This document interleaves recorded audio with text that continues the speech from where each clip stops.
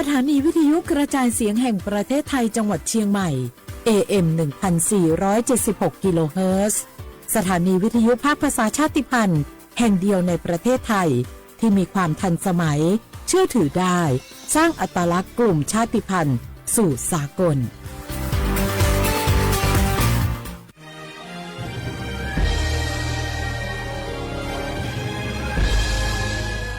เกิดเป็นคนไทย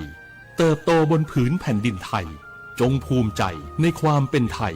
ชาติไทยเรานั้นนับเป็นชาติที่มีความเป็นมาเก่าแก่ยาวนานเรามีภาษาวัฒนธรรมและมีสิ่งต่างๆที่เป็นเอกลักษณ์ให้เราได้ภาคภูมิใจในความเป็นคนไทยเราควรเห็นคุณค่าและมีความรักชาติหวงแหนแผ่นดินอันเป็นมรดกของบรรพชนร่วมภาคภูมิใจในความเป็นไทย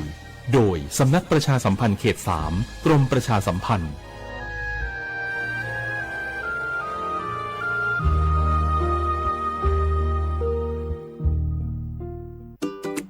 เนี่ยปี้ป้าจันข้างบ้านนะอยู่ดีๆเข้าโรงยาท้อง1669ไปตูนละโอ้เปิ้นเป็นอย่างนักก็เห็นหลานเปิ้นบอกว่าป้าแกเป็นความดันโลหิตน้ำตาลตกวันนั้นยังหันไปบกย่าอยู่เลยก่อนนะว่าป้าจันเป็นอย่างบะเสิร์ฟไปหาหมอนั้นนะปี้ยังน้องนะบอกเคยไปตรวจเช็คสุขภาพเลยเริ่มกลัวแล้วว่าจะเป็นโรคอะไรก็ใจเย็นๆปี้ว่าต่างที่ดีเขาต้องไปตรวจสุขภาพเปิ้นมีโปรแกรมนัดตรวจผู้ปีไปตรวจจะได้รู้ว่าเฮามีความเสี่ยงเป็นโรคอย่างพ่องรู้ก่อนจะได้เตรียมตัวก่อนรักษาก่อนบ่ต้องมานั่งกังวลอันเดียวเฮานัดกันไปตรวจสุขภาพที่โรงยาครบปีพอดีเจ้าปี้ป้าคนผู้เขานัดกันไปเลยเนาะจะไปดูเนาะตรวจสุขภาพประจำปีสิ่งดีที่ควรทำรู้ก่อนเตรียมตัวก่อนเพื่อเข้าสู่ช่วงสูงวัยอย่างมีคุณภาพด้วยความปรารถนาดีจากสำนักประชาสัมพันธ์เขต 3 กรมประชาสัมพันธ์สาธารณภัยเป็นเรื่องที่ต้องใส่ใจช่องทางการรับรู้ข่าวสารเตือนภัยทำได้ง่ายนิดเดียวซึ่งกรมป้องกันและบรรเทาสาธารณภัยแนะนำช่องทางไว้โดยโทรมาที่1784ได้ตลอด24ชั่วโมงรู้รับปรับตัวฟื้นเร็วทั่วอย่างยั่งยืนด้วยความปรารถนาดีจากสำนักประชาสัมพันธ์เขต 3 กรมประชาสัมพันธ์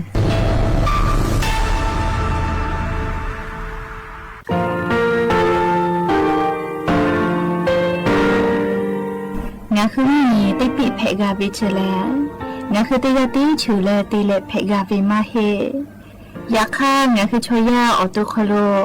กาติเทเวอโครคาเตผาคาชูโยอาชูโยเวโยกาคาเดติเลอติเกกาโพติลาวิทปาตองาคือชอยาอาสติกาเวโยงาคือออโตโคโลอโครคากาติเทเวอูเวอีเวมาโกตยาลิเลทอกาอายีอูเวคาชเวเพเวโยอลาโกงาคือออโตโคโลอโครคากาติยายานาเตียลาบิลโกงาคือชอยาทอกาอาสตินากาวิคาชูงาคือมีติปิเพกาวิเจแลงาคือติมูติสุติเพแล้วแต่ยาเรียอาชูโยเวอบูปุตาเวกันติภาคาเสติเกคาเดกากาติเชวิทัปาตองาคือมีติปิจกิเพลากาวิโยเชแลงาคือเทจมโครคางาคือมียาถาตอคปิลาตาเวปุระเวติเชเสนีเสหปามัชหปานิยาติเชออกขอบทาหมอวิทยาลัยวิชาการศึกษาประสานมิตรโกเวออคโลจากเกรทาเทจมคุโฮกางาคือมียาถาปิยาลาตาวิตคติพายโย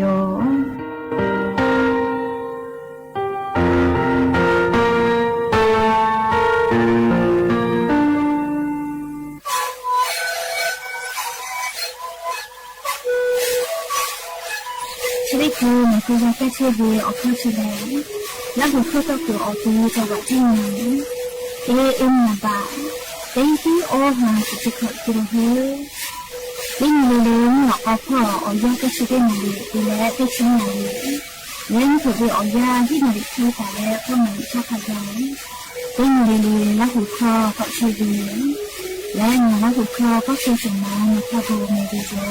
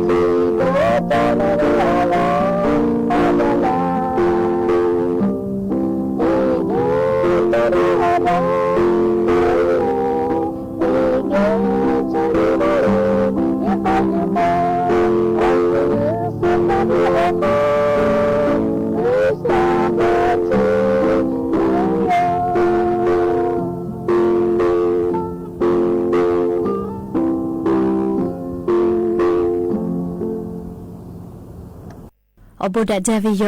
อย่าไปหาติปอทกาดาจาวิโออย่าเฉาะขลงะคือติปอกกามิลาเลอชุปะ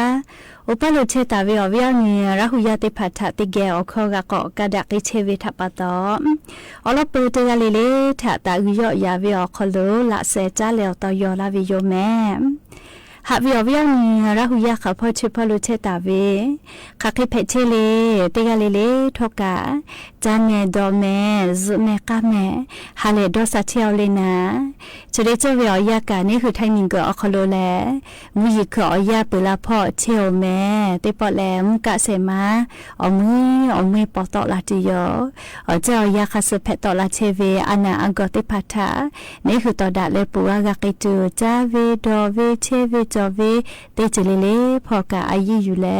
อาชุยอตัวยอยากะทะกะเดนิหาซาดักอิสิแมม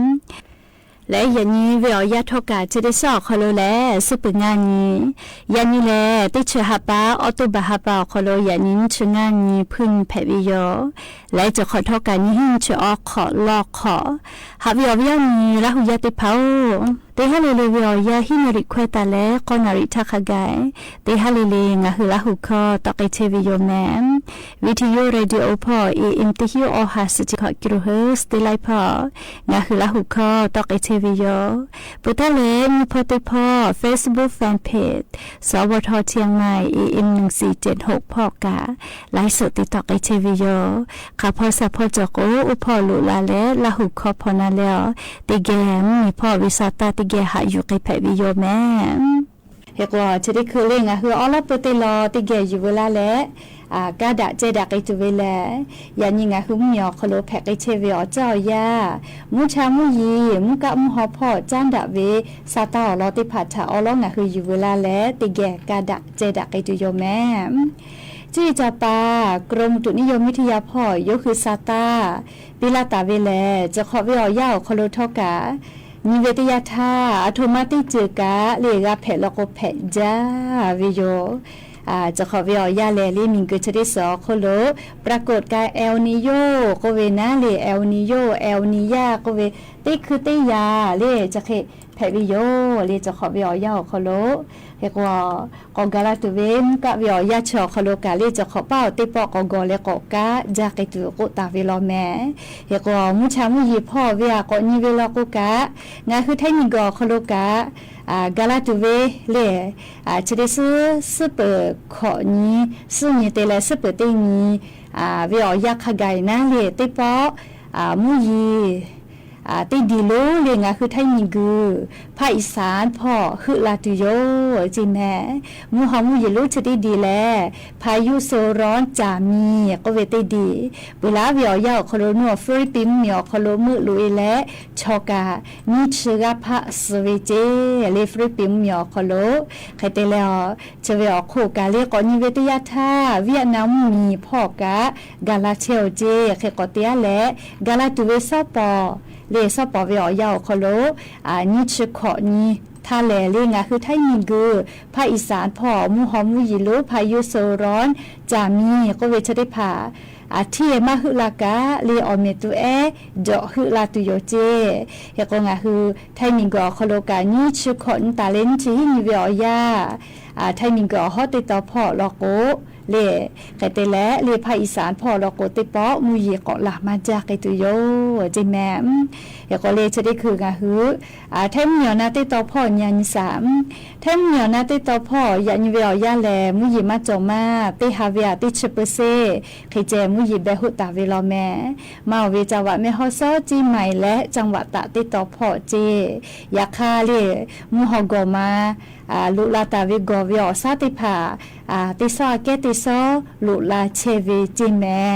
เวลาเลภาคอีสานพ่อลอโกกา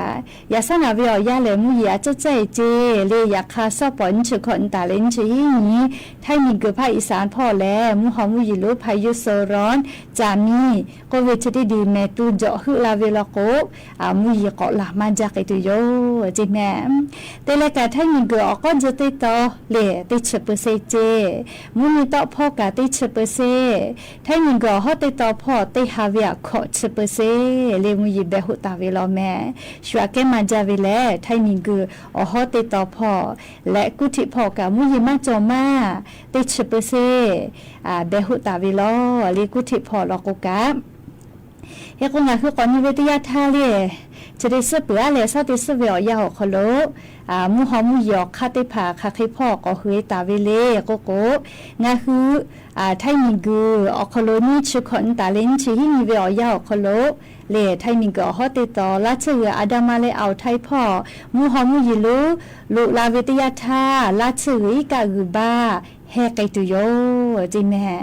และติกะติติมุยิกะลามาจากไกตุโยเจเฮกอเลงาคือไทยมีนาติตอพ่อกะเลกาลาตุเวจะได้สอคโลขอนิซึ่งนี่แต่ละสเปตินิเวอยาขะไกเวอคโลนิเวลโกมุยิอาแจกอลุลาตุเฮลอแม่นี่ชขอนตาเลนชินิเวอยานี่ชิเปเซตาเลออชิเปเซเจยานิมุยิยอกยาโคเลสปออาแจกอลุลาตุโยจิแม่เฮกอนี่ชขอนตาเลนชินิเวอยาเชอคโลงาคือไทมีกอคโลขาพ่อชิพ่อโลกาติปอมุยิกอลุลาและเลมุยิขอยาคโลมูยีอเลมุติปอลาสวยลาติโยจิแม่คเตและมูยีจะได้เปื้อขอนอลาโกแลงะคือไทยมิงกอคโลกามุกะวิอยาอมือปอลุยตุโยเจอยากคาไลกาโกเวจะขอป้อ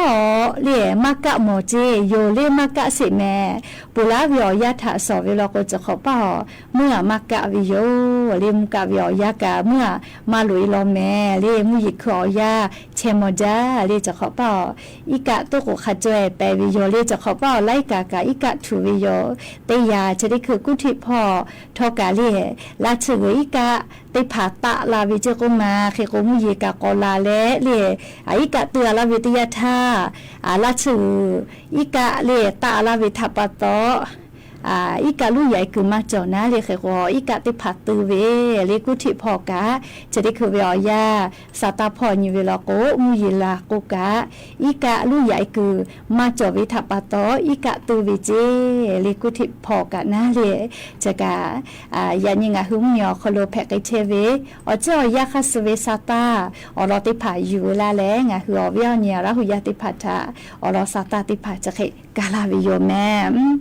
และเล่จะได้คือเกาะจ้าแล้วนะคือตีรอตีแก่เกาะนาซาเอาเวียนเนี่ยละหุยาติเผาจ้าตุดตุกุกาคาเดมันจ้าเวลากุกาดะจ้าเมงงอติโกเล่ว่าจ้าคือเปียวิชอดะตัวปูดอเล่เล่ฟูตัวเล่วุจ้าเวน่าเล่งาคือตัวเราซา ดาตัวปูนั่งเหลียวกับเพตัวปูโดเหลียววิจาเวเตียเวโยเหลียวพวกขากายักฆ่าเรียงาคือเหมียวคโลจะตุดตุเลนะเฉพาะกติปาอโมติภาอางูสือเรียอางูสือชองาคือละหูข้อกว่าอาเป็นมือสือก็เวเรียอาเป็นมือสือเรียอางูสือทะอาเป็นมือสือน้อยเวเรียจะได้ยาให้ปั๊มมีพ่อโลอยู่ลุลาตาวิโยจะได้คือติสโลกกับชูเตและเลี้ยงคือท่านยิงก็คโลฮอเชวิมาจาวิแม่ใครเตและเลี้ยเชซาจอซาพ่อวิมอสลาอุติภาก็แต่ยิงก็คโลคักขิกามอวิเลก็โกเล่อางูสน้อยวิชวิอคโลนัเชื่อสาเคมีติภาจงมาวิโลจิแม่เลี้ยอางูสเลี้ยอางุนเขียวก็เวนัทไทยคอลโกเลียงคือละหูคอลโกอาเป็นมือสือน้อยเวก็เวเลียอาเป็นมือสือกาอสือกาและยาจอเวแม่เลียนี่นะมวยกเวกาจอเวเลียงคือกามจอเวนะเลียก็เตลอจะได้คือกากมเวน้อยเวติยาเลียอาเป็นมือสือน้อยติสลูกกาชูเลียเมงงเลียดักกะดาจ้าเมงงโอหัวหันยากะดาจาวิโยก็เตและจัตุดตุและนะเฉพาะฉันแต่นี่พ่อกติปาก็อยู่เลยฉันนี่แต่เนี่ยนี่วิชอเลยนักศึกษาเคมีกาตาวิมาจาโลจิเมลิสหน่วยวิชเวเลียอาเป็นมุสหน่วยวิชเวอคโลเลนักศึกษาเคมีกามาจาโลเจและเลชได้คือก็ตูจอเวเลอาเป็นมุสหน่วยเวให้ปั๊มมีอคโลอยู่ลุลาตาวิชเวอคโลสารพิษก็เวนะลิมันดาวิอต่อมาชายมัสแคทก็เวเล่อาเป็นมุสน้อยวิชอคโลแตะมอวิเจเฮโกนัชสารจะได้พาแลงคือชอยาเชซาจอซาพ่ออโปมันดาวิอจือแพวิโยเรียกว่าก็ดูจ้าแม่เรียกคือมีอคโลเยเชเวนัชบัววินาลิตุมือแป้มาโนมามากาจาตูนัชบัววิอาเกกะก็ตูจาวิเจเลนัชสาเคมีจะได้ยาเฮกว่าวิอันนี้ละหุยาติพัทกะคาเดนี้วิจาแม่เรียกแล้วว่าอาเป็นมุสน้อยวิชอคโลเลนัชชายมัสแคทก็วิชติพามอวิเจเรียกแต่และจะได้คือพวกกับป้าเจเรียแซกกรองวิกาติฮาบะคติโฮเทลเจคือว่าเมาวิโมกุติพอเวน่าเลยเป็นมุสน้อยเวหัวเวอติไซนิชออกาอยู่เวลาและแต่อีเวอคโลนิชเซกาเลนัชสาเคมีเป็นมุสน้อยเวอคโลกามาวิทามอวิเจเลก็จะเวเนี่ยเราอยากติเผาจะตุดตุกุกาชบุญฮาเวอยาแลนัชสาเคมีเยวิดีโยเลอยากคัดทอเยมาจาลิจาเวไม่กาเลแต่คนนัชสาเคมีเยวิลโกนัชบัววิลโกนะออกกาขันมีราคาเวก็วิจอก็มาอยากคัดติเผาโลโกเลไตมวยกว่าปืนมือแป้มาโนมาก็จาลาเวียขี้และยานี้นัชบัวเลผานีซาโฮวิกาจอวิโยลิโอเคเตซาโฮวิลโก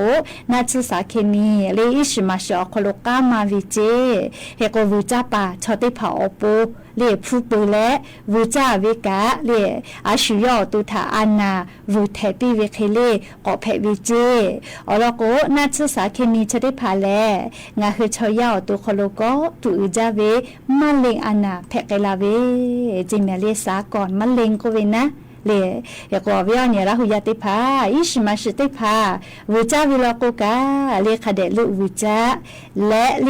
อิชมาชิมาโกวจาวพาวิจาวิลโกกาไลปอคเดชบาเลจาแม่นัชสาเคมีกาตาเวเลชมามากากาตัวอปูคเดชบาเล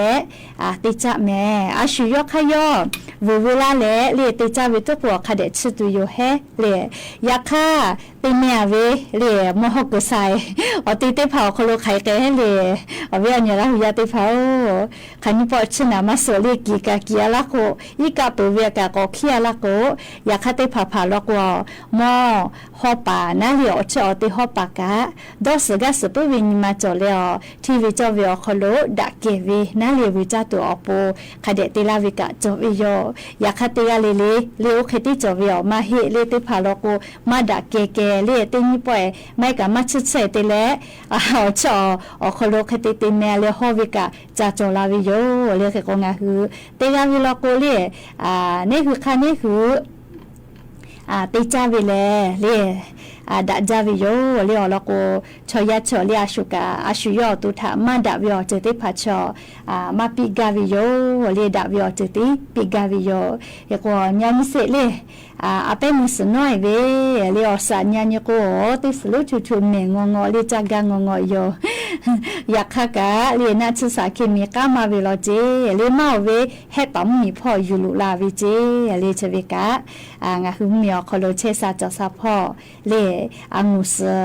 เรียอังุสก็กะเพวินะไม่กะอาเตมุสน้อยเวเล่ให้ปั๊มมีอคโลอยู่ลุลาตาเวเล่อาเปมุสน้อยวิชอคโลนัชอต่อมาไล่จือกาตาวิโลจิแม่จ้าวิโลโกเชซาจอซาพ่อฮึลาวิโย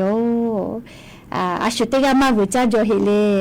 งาตุกน้อยเวเลอาเปมุสชติยามากาวิจานิเสกมามาเวงาวิจาเวเนี่ยเวติวิจาเวเลเคขอเลวิจาวิชติภาโกเตียเหลาเลเคขอวิสพ่อก็วิจาโดวิชติภาโลโกคาเดดอนี้เลจดิคืออาเปมุสน้อยวิชอคโลเลนาเชสาเคมีกามาวิโลแต่ก็และเชสาจอซาพอมอสลาอูกาติเชเวอโมติภาอรอซาตาติภาจะเคปีลาวิโยเจกะยูเวลาและเลียงะคืออวิยาเนียละหุยาติภาถากอมาดาวิซาตาติภาเพวิโยแมม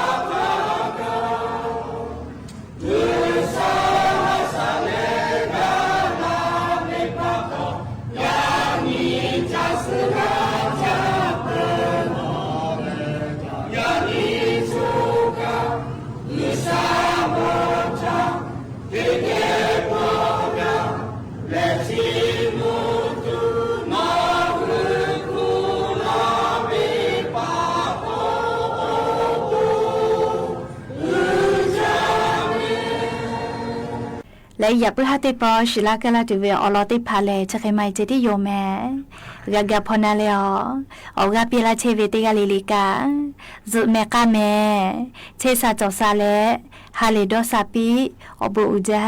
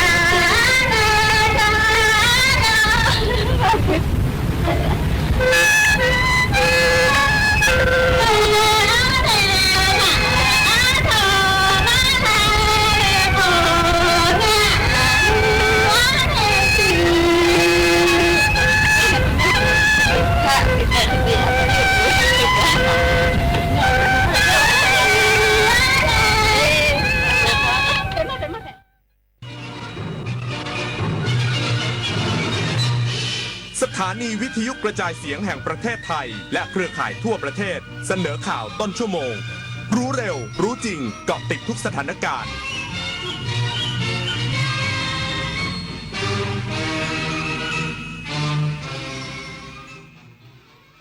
รับฟังข่าวต้นชั่วโมง 21 นาฬิกากับยุทธพรบานเย็นครับกรมป่าไม้ตรวจสอบศูนย์วิปัสสนาไร่เชิญตะวันจังหวัดเชียงรายไม่พบการบุกรุกพื้นที่เพิ่มจากที่ขออนุญาตไว้อีกสักครู่กลับมาติดตามรายละเอียดครับเกณฑ์อะไรที่จะบอกเราได้ว่านี่คือเฟกนิวส์อย่าตื่นตูมกับหัวข้อข่าวที่น่าตื่นเต้นการพาดหัวลวงให้คลิกใช้คำที่มีรูปให้ชวนสงสัยทั้งที่เนื้อหาอาจจะไม่มีอะไรเลยอย่าใช้อคติส่วนตัวในการเสพข่าวเช็คช่วงเวลาเกิดเหตุให้ชัวร์ไม่ควรเชื่อข่าวที่ไม่มีข้อมูลหลักฐานอ้างอิงประกอบการพาดหัวชวนให้เข้าใจผิดเพื่อเรียกร้องความสนใจให้คนแชร์กันเยอะๆเรื่องเฟกที่เรารู้เท่าทันก็นับว่าเป็นการใช้สื่ออย่างสร้างสรรค์การใช้ทรัพยากรอย่างคุ้มค่าคืออีกแนวทางที่จะช่วยรักษาสิ่งแวดล้อมได้ไม่ว่าจะเป็นการใช้อย่างประหยัดคือใช้เท่าที่จำเป็นการนำกลับมาใช้ซ้ำเช่นกระดาษถุงพลาสติกการใช้สิ่งอื่นๆทดแทนเช่นใช้ถุงผ้าแทนถุงพลาสติกใช้ปุ๋ยชีวภาพแทนปุ๋ยเคมีและการดูแลซ่อมแซมที่ช่วยยืดอายุการใช้งานสิ่งต่างๆเพื่อให้มีทรัพยากรไว้ใช้ได้นานๆและคุ้มค่ามากที่สุดรักโลกร่วมพิทักษ์รักสิ่งแวดล้อม วันเกิดปีนี้คุณยายอายุเท่าไหร่ดีคะ35ดีไหม30ก็พอมั้งอายุจริงเท่าไหร่ไม่สำคัญจ้าเพราะอายุใจยังวัยรุ่นอยู่สุขใจวัยเกษียณเมื่อชีวิตยังมีแรงทำไมต้องปล่อยให้เหี่ยวเฉาวัยชราไม่ใช่เรื่องน่ากลัวนะจ๊ะอย่าหาว่ายายสอนเลยถ้าเตรียมตัวให้พร้อมทั้ง5ด้านคือเรื่องสุขภาพสังคมเศรษฐกิจที่อยู่อาศัยสภาพแวดล้อมและเทคโนโลยีเริ่มต้นเตรียมตัวเองตั้งแต่วันนี้เพื่อเข้าสู่วัยสูงอายุในอนาคตเต็มเปี่ยมทั้งคุณค่าศักดิ์ศรีและความสุขนะจ๊ะเนี่ยผมไปเจอเหตุการณ์ที่น่ากลัวมาผมเจอเรื่องที่ไม่ดีมากๆเรื่องที่อยากให้หลายคนช่วยกันทำให้หมดไปจากบ้านเราเรื่องการทุจริตและประพฤติมิชอบเรามาปลูกฝังค่านิยมอันสุจริตไม่โกงไม่รับสินบนรู้จักหน้าที่ตัวเองมีวินัยเคารพกติกามาร่วมต่อต้านการทุจริตเสริมพลังให้คนไทยไม่โกงกรมป่าไม้ตรวจสอบและรังวัดศูนย์วิปัสสนาไร่เชิญตะวันจังหวัดเชียงรายไม่พบการบุกรุกพื้นที่เพิ่มจากที่ขออนุญาตทำประโยชน์ไว้และอยู่ภายใต้เงื่อนไขที่กำหนดในบรรณรักษ์เสริมทองรองอธิบดีกรมป่าไม้กล่าวถึงกรณีพื้นที่ที่กรมป่าไม้อนุญาตให้มูลนิธิวิมุตติยาลัยและศูนย์วิปัสสนาไร่เชิญตะวันเข้าทำประโยชน์หรืออยู่อาศัยภายในป่าสงวนแห่งชาติป่าดอยปุยอำเภอเมืองจังหวัดเชียงรายว่าจากการตรวจสอบของสำนักจัดการทรัพยากรป่าไม้ที่2เชียงรายร่วมกับสำนักงานพุทธศาสนาจังหวัดเชียงรายฝ่ายปกครององค์กรปกครองส่วนท้องถิ่นและมูลนิธิวิมุตติยาลัย3แปลงไม่พบการบุกรุกพื้นที่เพิ่มจากการขออนุญาตทำประโยชน์ไว้โดยพื้นที่ทั้ง3แปลงที่เข้าตรวจสอบใช้ประโยชน์ตามพื้นที่ที่กรมป่าไม้ได้อนุญาตรวมพื้นที่140ไร่80ตารางวาซึ่งพื้นที่เดิมเป็นป่าเสื่อมโทรมที่ประชาชนเข้ามาใช้ประโยชน์และเตรียมประกาศเป็นพื้นที่คตช.เกือบทั้งแปลงที่มีโอกาสจะคงสภาพป่าสมบูรณ์ได้ค่อนข้างยากแต่วัดได้เข้ามาขออนุญาตใช้ก่อนและตรงตามเงื่อนไขที่กำหนดโดยกรมป่าไม้จะมีการตรวจสอบรังวัดพื้นที่เป็นประจำทุกปีปิยาพันธ์ยังเทียนรายงาน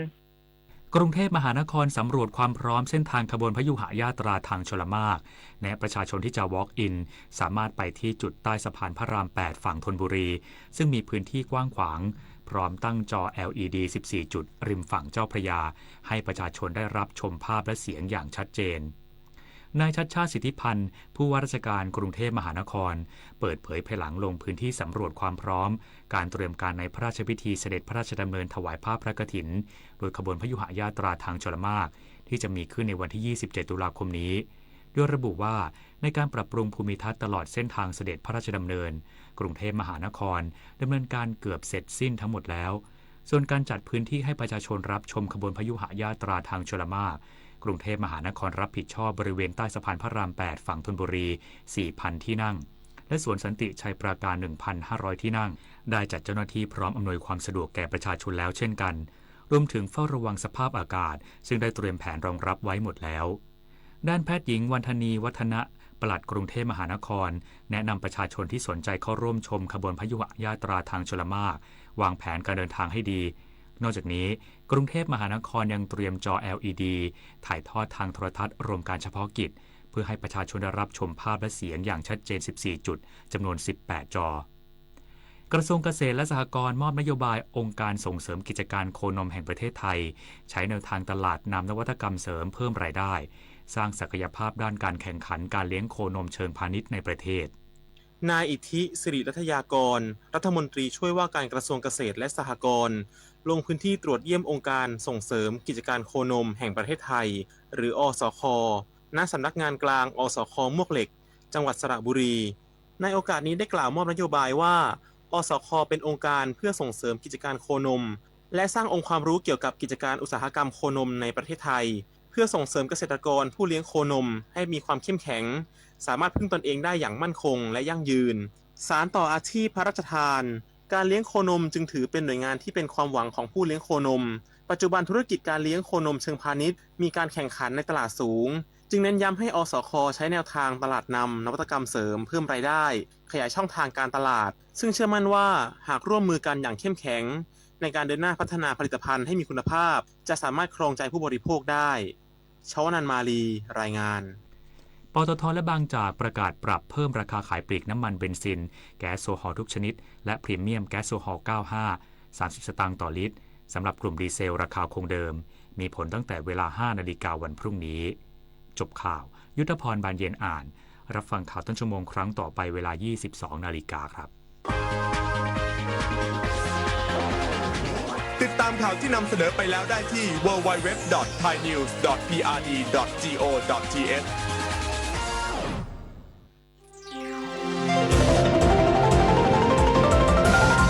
วิทยุแห่งประเทศไทย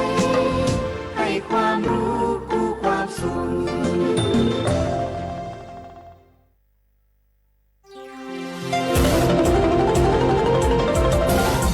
วิทยุแห่งประเทศไทยให้ความรู้คู่ความสุข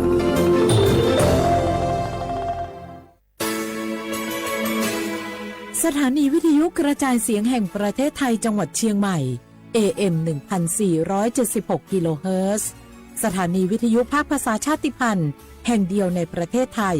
ที่มีความทันสมัยเชื่อถือได้สร้างอัตลักษณ์กลุ่มชาติพันธุ์สู่สากล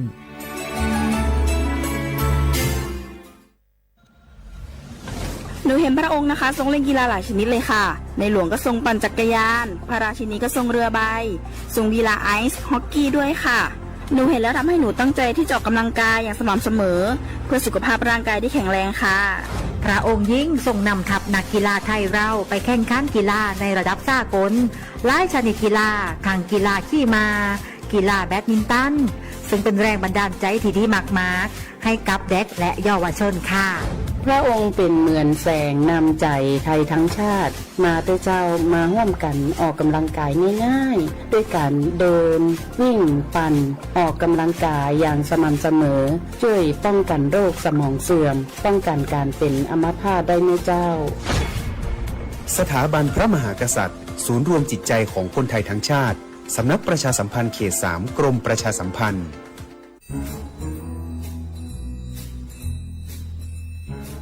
คุณนายมาขินว่าข้างบ้านเรามีอะไรแปลกๆนะคะแปลกยังไงไหนเล่าซิมาขินก็มาขินเห็นว่ามีคนแปลกหน้าเข้าออกบ้านนั้นบ่อยๆมีทั้งผู้ชายมีทั้งผู้หญิงบางทีที่มาขินเห็นก็ยังเป็นเด็กอยู่เลยนะคะคุณนายแต่ดูๆแล้วคนพวกนั้นเหมือนไม่ค่อยมีความสุขเหมือนถูกบังคับยังไงก็ไม่รู้ค่ะมาขินก็เลยคิดว่ามันแปลกๆนะคะคุณนายไม่ได้การละจะเป็นพวกค้ามนุษย์หรือเปล่าก็ไม่รู้คงต้องแจ้งสายด่วน DSI 1202ให้มาตรวจสอบซะแล้วขอบใจนะมะขินที่ไม่ปล่อยผ่านเรื่องน่าสงสัยแบบนี้คุณผู้ฟังเองก็เช่นกันนะคะร่วมเป็นส่วนหนึ่งในการป้องกันการค้ามนุษย์แจ้งเบาะแสได้ที่ศูนย์ต่อต้านการค้ามนุษย์กรมสอบสวนคดีพิเศษสายด่วน1202 Together We Can หยุดค้าคนโดยสำนักประชาสัมพันธ์เขต 3 กรมประชาสัมพันธ์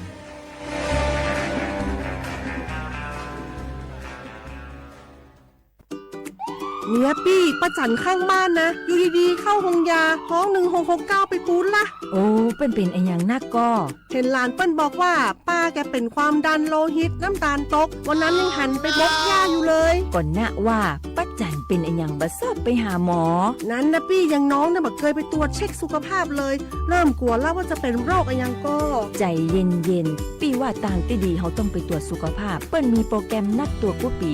ไปตรวจจะได้รู้ว่าเฮามีความเสี่ยงเป็นโรคอันยังพ่องรู้ก่อนจะได้เตรียมตัวก่อนรักษาก่อนบ่ต้องมานั่งกังวล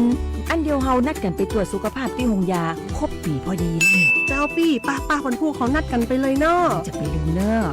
ตรวจสุขภาพประจำปีสิ่งดีที่ควรทำรู้ก่อนเตรียมตัวก่อนเพื่อเข้าสู่ช่วงสูงวัยอย่างมีคุณภาพด้วยความปรารถนาดีจากสำนักประชาสัมพันธ์เขต 3 กรมประชาสัมพันธ์หน้าฝนทีไรแถวบ้านหนูดินถล่มทุกปีคุณครูมีวิธีเตรียมพร้อมรับมือเมื่อเกิดดินถล่มบอกให้หนูรู้ได้ไหมคะได้สิครับนักเรียนดินถล่มเป็นภัยธรรมชาติที่มักเกิดคู่กับน้ำป่าไหลหลากถ้าเกิดฝนตกหนักนานกว่า6ชั่วโมงน้ำในแม่น้ำและลำห้วยจะเพิ่มสูงขึ้นอย่างรวดเร็วน้ำจะมีสีขุ่นมากกว่าปกติดังนั้นเราต้องสังเกตความผิดปกติ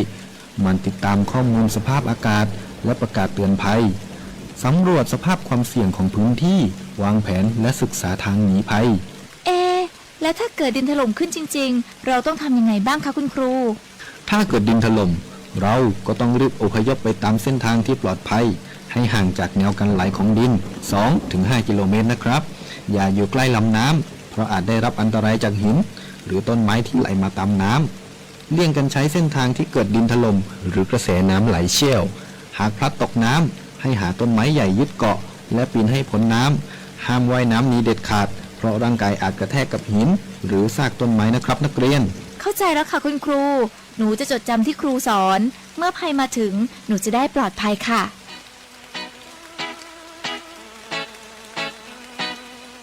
รู้ไว้ก่อนภัยมาถึงโดยความปรารถนาดีจากสำนักประชาสัมพันธ์เขต 3 กรมประชาสัมพันธ์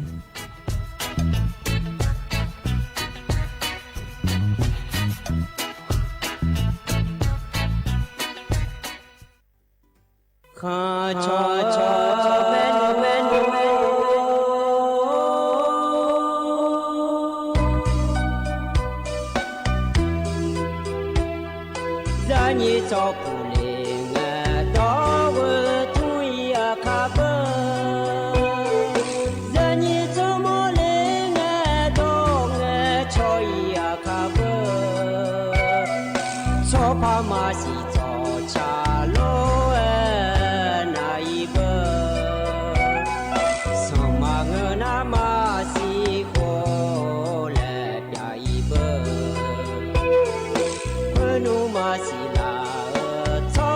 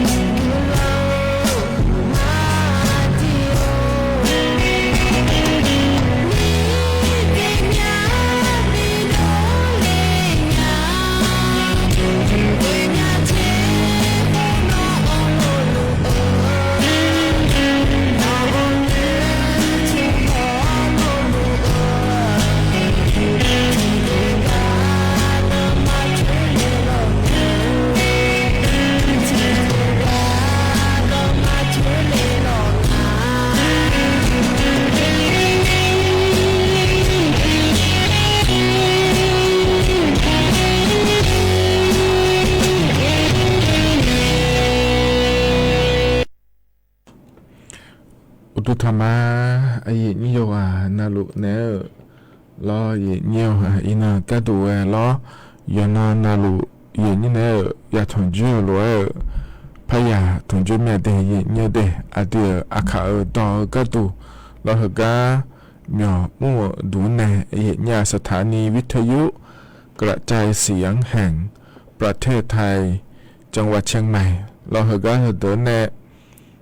นิโยกานาลุแน่ยาถงจุลอเยเนียนาขอเนี่ยอายัมลออุสอปากะดูนาลี也来呢，我啷个你后来有几把个度，老那里我来呢那里，切啷个你的也鸟的有那路，那安那马家你老也你呢，同居嘛也呢，老那用和呀么老会那老也鸟过那个那วันเสาร์งั้นนะงานเนี่ยเย็นนี้นะขอในรัฐบาลปาก็ดูนะเย็นนี้เนี่ย同住啦的那里也来呢也来提供个呢也呢特米呢了啊的阿卡阿亚么帕查拉米呢阿有嘛阿亚有红啊也呢了特米呢的阿卡多呢也呢呢要同住那可能过那个那里也来提供呢为啷个呢这个他亚么拉回没的也呢的ที่มีเนี่ยรอเย็นเยี่ยวฉันท่านเนี่ยนะฮะเนี่ยแม่เย็นเยี่ยวมานี่นะขอนี่เธออาเดียอาคาต่อกูนั่งกันวันเสาร์กันเย่ลาที่เกิดในกูหลังกันนี่ถอนจุงอาลารอเย็นเยี่ยวเย็นยี่มาข้อไปเนี่ยนะฮะเดินนะขอเนี่ยเธอเนี่ยอายามเย่ลาเบลานะพอเนี่ยนะฮะเนี่ยแม่เย็นเนี่ยอาคาต่อมาเงื้อขอนี่รอรัฐบาลเขาไปเย็นยี่อายามที่ก็เธอยั่วเนี่ยกะกอเฮเฮเย็นเนี่ยจะกะเอกะดานเนี่ยมิเนี่ยรอเย็นเนี่ยกะต้องเฉกะกอแม่เย็นนี่เนี่ยรอเธอมิเนี่ยเย็นเนี่ยฉันแท้เนี่ยนะหาเนี่ยไม่ได้เย็นเนี่ยดิอาหูบางเอกละนะนัวรอมาเข้ากะเหมียวอุโมโดยสิจะลังเงินนอนนะเอกเนี่ยรอเย็นเนี่ยมีอาขอดเนี่ยอดีอาคาช่วยเจอแต่บางก็ยมยาเจช่วยเจอตั้งตาจนเนี่ยมันจะขอดอลูเดอรอไทยดอยเขามาได้หาโดนยาสิไอ้คนนี้ยุ่งจนเอาไปก็ดูนะคนนี้จะปวดเจ้าจกเหรอก็เราดอโลไทยดอโลเลยสิญญาละแม่เราอาจจะเงี้ยอาจจะอสเนี่ยแม่ที่นั่งเงี้ยละแม่เนี่ยไอ้เราที่มีเนี่ยยุ่งนะเราอาจจะนั่งตาช่องหาขอเนี่ยยาขอสมุนยาจอโลดามาขอทีวีหุ่นมาเยอะเนี่ยจอน่ารู้ฮอโลเลยมีเนี่ยไทยดอฮอโลเนี่ยแม่น่าหาโดนเนี่ยแม่เงี้ยวที่มีเนี่ยรอเงี้ยวฉันแท้เนี่ยน่าหาเนี่ยไม่เดยเนี่ยเด้งกันเนี่ยหลัวล้อเย่หลานเนี่ยเย่หลานที่เกินก็นี่น่าขอนี่เราเธอรัฐบาลเนี่ยเนี่ยถึงจุดนั้นเนี่ยจะกับกะน่าหาเนี่ยล้อเย่หลานที่เกินเนี่ยกูหลังเกินนี่น่าขอนี่อาเดียอาคาดอแล้วพัฒนจุดมาดีมีอะไรคืนนะล้อเย่จอนอย่าจอนลูกูน้องเงินเดยเนี่ยเดวันเสาร์เงินเฮลัวงาเดแล้วจะกับดันไหนเลยไอ้ขอเนี่ยย้อนน้อยย้อนนั่นไว้เธอย้อนย้อนเอาลูกทอนจั่วรู้ทอนจั่วละมาอุศนาลีทีละอุจินาลีทีละเล่เดียเนี่ยเดียกะพอเนี่ยจะกะเอกาโดเนี่ยกะก็คือโดต่อลูกนะขอนี่รัฐบาลปนเนี่ยจะกะเอกากะก็รอเย็นเนี่ยเธอเนี่ยเย็นเนี่ยก็ต้องเชื่อกะก็รอเย็นเนี่ยยังพาเกลกะก็เดียเนี่ยเดี๋ยวที่ไม่เย็นเนี่ยก็พอเนี่ยจะกะเอกาโดเนี่ยยกก่อนเอาลูกนะขอเนี่ยเย็นนี้พามาถัดช่วยเนี่ยยุ่งอีเหนียวนะฮะก็ในรอที่อาจจะกะเอกาด้านในเหนียวเราคุยมาเดียเย็นเยอะดิอีน้องก็ดูก็กอยมยาก็แหลมทำมาเย็นนี้นะก็ต้องเชื่อก็กอขอในเงื้อเย็นนี้จะกะเอกาดังนั้นในบิสิบีกาพาแล้วขอในเงื้อรอเย็นนี้ที่มีเนี่ยนะฮะยาแม่รอเฟบบัวปนในขอนี้นะฮะยารอมาเข้าปนในขอนี้นะฮะยาไม่เดมาเข้าไปในนะฮะก็ดูเถียนะอินฮอลาอันในนะฮะล่านะขอนี้พอในนะฮะยาผารอเย็นเยี่ยมAM พอปะเดยเนี่ยเด AM ที่พายา4เชโกกิโลเฮิรตซ์พอปะเนี่ยนะฮะยาแม่ฮอนในใจที่ว่าปะก็ดูนะขอใน Facebook รอสถานี Facebook ก็ชมยรอเย็นเนี่ยไทยสบวนเนี่ยเย็นเนี่ยบ่เดสวทจุดเชียงใหม่AM 1476 กิโลเฮิรตซ์ทดลวยแม่เย็นเนี่ยแต่ก็จะพอในขอในละอ้อนในอาหารอย่างแม่ย้อนน่าลุเนาะชนแท้ในอาหารหมดเมียเลยแล้วนะคนนี้ชอบกดติดตามแล้วคุยเธอยาเธอเย็นเนี่ยชนแท้ไม่ได้แล้วเราเย็นเนี่ยแล้วก็จุดฐานะคนนี้อย่าปวดน่าลุคนรวยเย็นนี่เลยถอนจุลังเงี้ยรอจะโดนละแม่มาในหน้าเดียขาดแต่มังเงี้ยแล้วก็มีองค์ดูนะคนนี้สิช่วยเจออยู่หายามแล้วคุยอยู่หาถอนจุลังมีแน่รออย่าปวดน่าลุเย็นนี่ชนแท้ไม่ได้แล้วฐานะอย่าเจน่าลุช่วยเจอเขารู้จะโดนละแม่ไอ้คนนี้เดียขาดนะเบอร์อุศนาลีละในเวลาอุจินาลีเวลาเนี่ยนาลีเชื่อหลังกันนี่และแม่เนี่ยเย็นนี้คือก็เธอยามเราคุยจนเท่านั้นนะฮะเดไอ้ขอเนี่ยเย็นนี้ที่อ่านล้อเย็นนี้เคลนช่วยจนเนี่ยที่เขารู้ว่าโจโลเราหูช่วยจนเนี่ยที่เขารู้ว่าโจโลพูดเยอะกว่าป่าเลยกันเราเย็นเยอะเชมิออนเนี่ยที่เขารู้ว่าโจโลเชียเนี่ยที่เขารู้ว่าโจโลลิซอนเนี่ยที่เขารู้ว่าโจโลถ้าใหญ่เนี่ยที่เขารู้ว่าโจโลและนะขอเนี่ยเธองานเนี่ยเราดอตอลุเธอที่อานาที่ตัวอานานะหาโดญานาที่เจ้าเจอานานะหาโดญานาขอเนี่ยเธอก็จะพอเลยนะหาเนี่ยแม่มาข้อไปเลยนะหาลูน่าอุศนาลิงงาลาเนี่ยเราย้อนไหนเนี่ยทุลังเนี่ยที่อานาเจกกามิลล้อย้อนไหนยาทุบนาลิงงาลาเนี่ยพังเนี่ยนะหาเนี่ยไม่ได้วิบานนาลิเชนี่หลังเกินนี่เยเนี่ยเรานั่นนาลิเชนี่หลังจีน่าที่เห็นนะบางอย่างเงี้ยนาลิหลังเกินนี่ล้อเยเนี่ยนั่นแล้วเนี่ยตาไปก็ดูจีก็นี่วิบาเชติหลังเกินนี่แล้วพนักงานยังไม่ได้เยเนี่ยเด้เห็นนะขอนี่เธออย่างนี้ที่อ่านยุ่งห่อยากานะขอนี่ล้อหัวรู้ว่านะหายังไม่ได้ก็พอเลยนะหายังไม่ได้แล้วจะขาดอะไรเลยอีนางานเนี้ยอายุเชื่อเหมือนเนี้ยที่ขอรู้ว่าจอดามายินเยียวเห็นก็เนี่ยนะล้อเดี๋ยวชาติบิ้มเลยเพื่อบินนะหาดามาที่ขอรู้ว่านะหาเบียดามา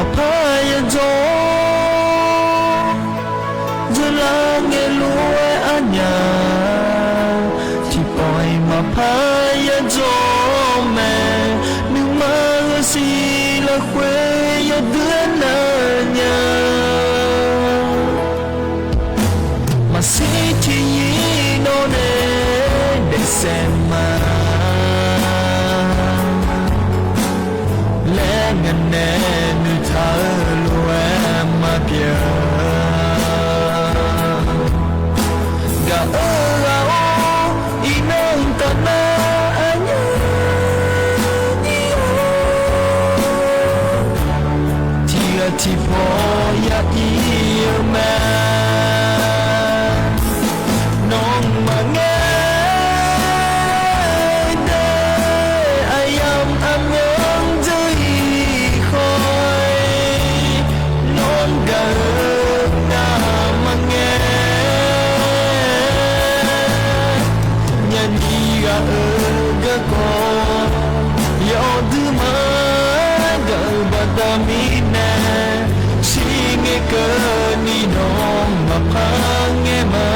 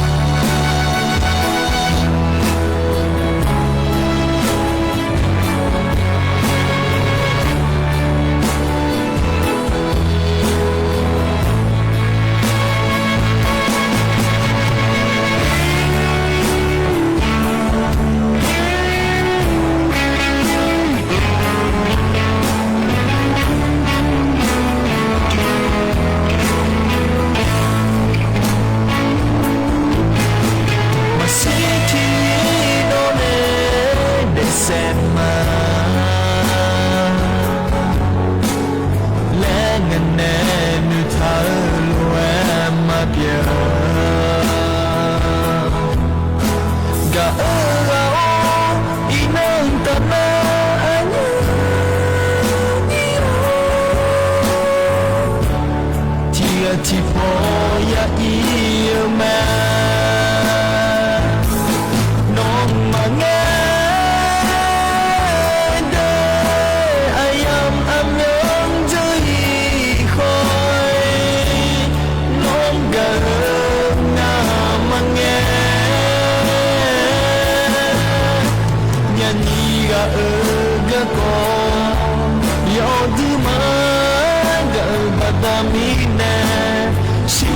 เกินนี่น้องมาพักเงมาน้องมาเงเดอายามอำน้องใจคอยน้องกะงามาเงยันยี่กะกอนยอดมาเดินบัดมีแน่สิเงเกินนี่น้องมาพักเงมาสิเงเกินนี่น้องมาพักเงมา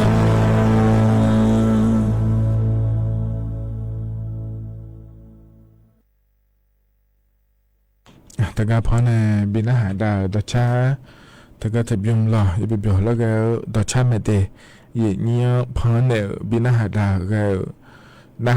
เบียวดูยี่เงี้ยเราดูธรรมะเดแต่ก็จะนอนไปแล้วในน่าหาล่ายี่เงี้ยขอนี้ล้อยี่เงี้ยที่ขอรวยจนมาอีนองก็ดูน่าขอนี้งานนี้อายุเชื่อมือเนี้ยยี่เงี้ยจะละเงี้ยอันนั้นนี่เชื่อสุ่มกันอาเดียไทยมีของยอหืออันนั้นที่น้องฉลาดเดอันนั้นนี่เชื่อสุ่มบาลาเชื่อสีตุลาคมและคู่ขสีรอยี่เงี้ยจีมินงาเลยแล้วนะขอเนี่ยอินจะละเงี้ยอันนั้นนี่เชื่อสุ่มนะรอยี่เงี้ยเธอเนี่ยวันปิยะมหาราชและคู่อันนั้นฉลาดงายี่เงี้ยเราที่มิเนี่ยเราจะละเงี้ยอันนั้นนี่เชื่อสุ่มกันนะขอเนี่ยพระบาทสมเด็จพระเจ้าอยู่หัวเพราะในสมเด็จพระนางเจ้าพระบรมราชินีเดยเนื้อทกาเนี่ยพระบรมราชานุสรณ์พระบาทสมเด็จพระจุลจอมเกล้าเจ้าอยู่หัวและคู่อบามาคอมิชิญิปะรอเยเนื้อทกาลานพระลานพระราชวังดุสิตและคู่กาเดยเนื้อเดเธอเนี่ยเยอะเนี่ยอายะยาดำเนี่ยเยอะงาเยเนี่ยเดือพระบาทสมเด็จพระเจ้าอยู่หัวเขาเนี่ยว่าสมเด็จพระราชินีรอเยเนื้อและทกาเนี่ยพระบาทสมเด็จรอพระจุลจอมเกล้าเจ้าอยู่หัวอาสุวะเลยและรอเยและนาหารนะคนนี้เดือรออาหุบาแด่หลวงพระเจ้าอยู่หัวที่รอราชการที่5และงานแถยินวยอินุวาราชการที่10ก็ละแม่ในเย็นนี้เดือไทยมีของเราคุยรอเยเธอในราชวงศ์จักรีและคู่เขเดเยเดน่าเธอพระบาทสมเด็จพระจุลจอมเกล้าเจ้าอยู่หัวนะขอเนี่ยอาหุบารอเดหลวงเนี่ยเดือไทยมีของสัมภาเกือเนี่ยยมยาเจเดือไทยมีของคือละมอลาเนี่ยอายุเนี่ยจอนดาถากลังมังเงจะช่วยเราคุยรออายุอบามาคอแต่ฐานเนี่ยรออันนั้นนี่เชื่อซุมบาราเชสีกลานาอยู่คนนาลูอายุเนี่ยเชื่ออันนั้นเนื้อก็ก็ดูเดเล่รอเยเนี่ยทกาเดือพระบาทสมเด็จพระเจ้าอยู่หัวรออายะดำเนี่ยเนี่ยรอนั่นที่มิเนี่ยรอราชการป่าขวาเนี่ยก่อนนะบินาเนี่ยแม่เนี่ยรอแต่ก็อายุเนี่ยก็ดูเทียนาเดือไทยช่วยหาก็ดูนะขวาเนี่ยเพศยังยังมีนี่ถอดถ่ายมิเนี่ยรออายุเนี่ยก็ดูรอเพศนู่นเลยเนี่ยมันดำเนี่ยโลแล้วบิจังเลยก็ดูเดแล้วนั่นเนี่ยแม่เนี่ยนี่ที่มิเนี่ยรองานยุ่งแล้วเนี่ยจะการแต่ไหนเนี่ยเดเตออายุเนี่ยเดือไทยมีของเหรออายุเดียยี่ยามเราคุยรอคือละมอลานี่เจจังก็ดูงั้นเลยแล้วเราเนี่ยพระบาทสมเด็จพระจุลจอมเกล้าเจ้าอยู่หัวราชการที่5เฮนาเดยเนี่ยเดอายุสัมภาเทียเกิดหางาเธอราชวงศ์จักรีแล้วก็เราคุยรอเนี่ยอายุเนี่ยเจ้า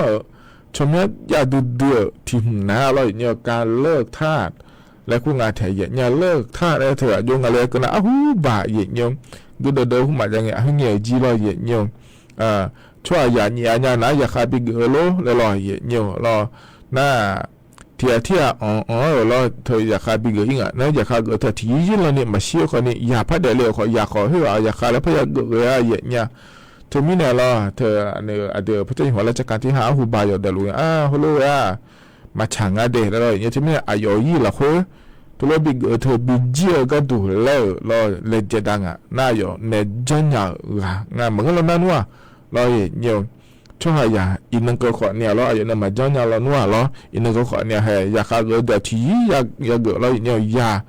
อันเดียวกับพระเจ้าเลยขอรอเกิดยี่ขอเนี่ยอยากให้หัวอยากขาแล้วพยาเกิดง่ายเนี่ยรอที่มีเนี่ยอายุยี่ละคุยเนี่ย yi biji ga du de je ne jan nya de e ko ne ti po te hu ngona na cha do na hu na jan nya la ma nga ye nya ayam yu ne lo yo mya ko je ne biji na me ye nya de he na hu du du le ko nya me yo ne lo ye nyaเดือไทยมีของเราคุยจ่อช่วยอย่าอยู่กันนะหลวงที่ข้อนั้นนี่ดีงานนี่เดแล้วอยากจะความเสมอภาคและกุ้งอาศัยเย็นยารอตัวรู้บิบเจริญยากระดูเดแล้วงานนั้นเธอแต่มาเงาะเดเย็นเยียวยมยาเจจังดายาอยู่ในรอเธอเนี่ยราชการป่ายมยาเจจังพังอ่ะเดเธอเย็นยี่ย่อถ่ายช่วหางย่อเขาไม่ชอบบ้านเดียร์ผาเดได้รอเย็นเยียวสมบูรณ์ยอดดูรอเย็นเยียวสมบูรณ์ยอดดูคนเดียวมีก็โจด้านเนี่ยยาสมบูรณ์ยอดเนี่ยก็ดูเดแล้วจอนดายาเย็นเนี่ยล้อหน้าเธอเนี่ยก็จอก็มาหูมาเเดี๋ยวเย็นเนี่ยหูยมยาเจจอนดายาเดเย็นเนี่ยเดเธอมีเนี่ยรอเธอยุ่งเดี๋ยวถ่ายช่วหาเดี๋ยวพระบาทสมเด็จพระเจ้าอยู่หัวยุ่งเดี๋ยวรู้งั้นเนื้อเกลือเนี่ยชิวมาหรือว่าหูบะรอราชการที่5อายุเดี๋ยวรู้งั้นช่วหาเดี๋ยวถ่ายไม่ขอติดเดือนนี้แล้วอายุก็แล้วเนื้อเกลือก็ดูรู้จนดูหลังแล้วอีกเนื้อก็ขอเนี่ยแล้วอายุเพิ่มอย่างนี้ขอเล่าขอเนี่ยอายุก็แล้วเนื้อเกลือก็ดูเดี๋ยวแล้วอันนั้นจะสมบาลาเชี่ยเสียรออย่างเงี้ยคนรู้จอนดาจำไหมนายกคนรู้คนรู้เนี่ยดูเนี่ยมังงะขอเนี่ยแล้วจะละเนี่ยอายุเดือถ่ายช่วหาก็ดูที่คนที่ปวดก็ละเนี่ยแล้วเดี๋ยวจะมันได้ชนะเลยเนาะเดือถ่ายช่วหาคนรู้จอนยาละเนี่ยนี่คนรู้มือดาละเนี่ยนี่อายุในจ้าเดี๋ยวจะยาก็ดูงาเดแล้วอย่างเงี้ยแล้วจากการด้านนั้นเนี่ยบีซีพีก็มาเดย์เยอะเดย์เห็นนะขอเนี่ยดัมเบลก็เยอะเนี่ยจากการด้านนั้นเนี่ยบีซีพีก็เยอะเนี่ยอันนั้นจะที่ก็ดูเยอะเนี่ยเจริญเนี่ยรัฐบาลไปเยอะนี้สาวเดือดเรียกกันอะไรเนี่ยเธอช่วยสยามบาดยาเดือดข้อเนี่ยผู้พิการและคุณอะไรเยอะเนี่ยเธอคืออะไรที่จะน่าชาเดือดโครงการจะรู้เลยเนี่ยสตาร์ชบันเนี่ยยังไม่ในเยอะนี้โครงการก็ดูนะขอเนี่ยโครงการกระตุ้นเศรษฐกิจปี 2567 และคุณแม่รอเยี่ยวดัมแบงเงนะดิจิทัลวอลเล็ต 10,000 บาทและคู่ชมยอมล้อหน้าฮโลคุ้งอาล่าและรอเยี่ยวนัทกะยอมในสดับปอโดลาในยูเมอร์เทนามินาคู่เจลังเงนะขอเนี่ยล้อบาลาวซีเงี้ยช้อปปิ้งก็ประมาณแล้วคุณอาจจะพิวที่ของที่โปยุ่งโน้ตเดี๋ยวจะยุ่งไม่เลยแล้วรอเยี่ยวรัฐบาลเป็นอะไรจ้าโรเลยเถอะแล้วถ้าก็ช่วยสยามสตาร์ทที่มือบาทที่ก็ดูที่มือบาทชาวบ้านเนี่ยมาเดแล้วเถอะเขาก็อยู่โดนในยุ่งเนี่ยเธอไม่เนี่ยบาลากูเสียงละคนน่ะสตาร์ทหุ่นยายุ่งโดจิงมายุ่งโดจิงนะคนนี้เขาก็บาลาเชื่อสีอันนั้นตีเนี่ยละตาปานาช้อปปิ้งก็ประมาณใหม่แล้วคุณอาจจะพิวที่ในหัวก็ตัวเยอะสุดตัวโหลยุ่งพันเจียไม่เนี่ยเฮ้ยมายุ่งยานี่ปีเองเนี่ย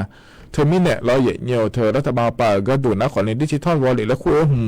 เราชมยังพังเดเธอมีพังนะขอในโครงการกระตุ้นเศรษฐกิจปี 2567 และคู่เธอเหลือเนี่ยรอเยี่ยวช่วยสยามบาดยาวเดือข้อเนี่ยคืออะไรที่เดียนะชาเดือชาวบ้านเนี่ยไม่ได้ยินทีหลังที่มือบะสตาร์บีนั้นในบีอยู่มือยินเนี่ยทันยานะดิจิทัลวอลเล็ตและคู่เงี้ยนะขอนี้แฮตัวเราบินเนี่ยมาบิยุมเดย์เฮ้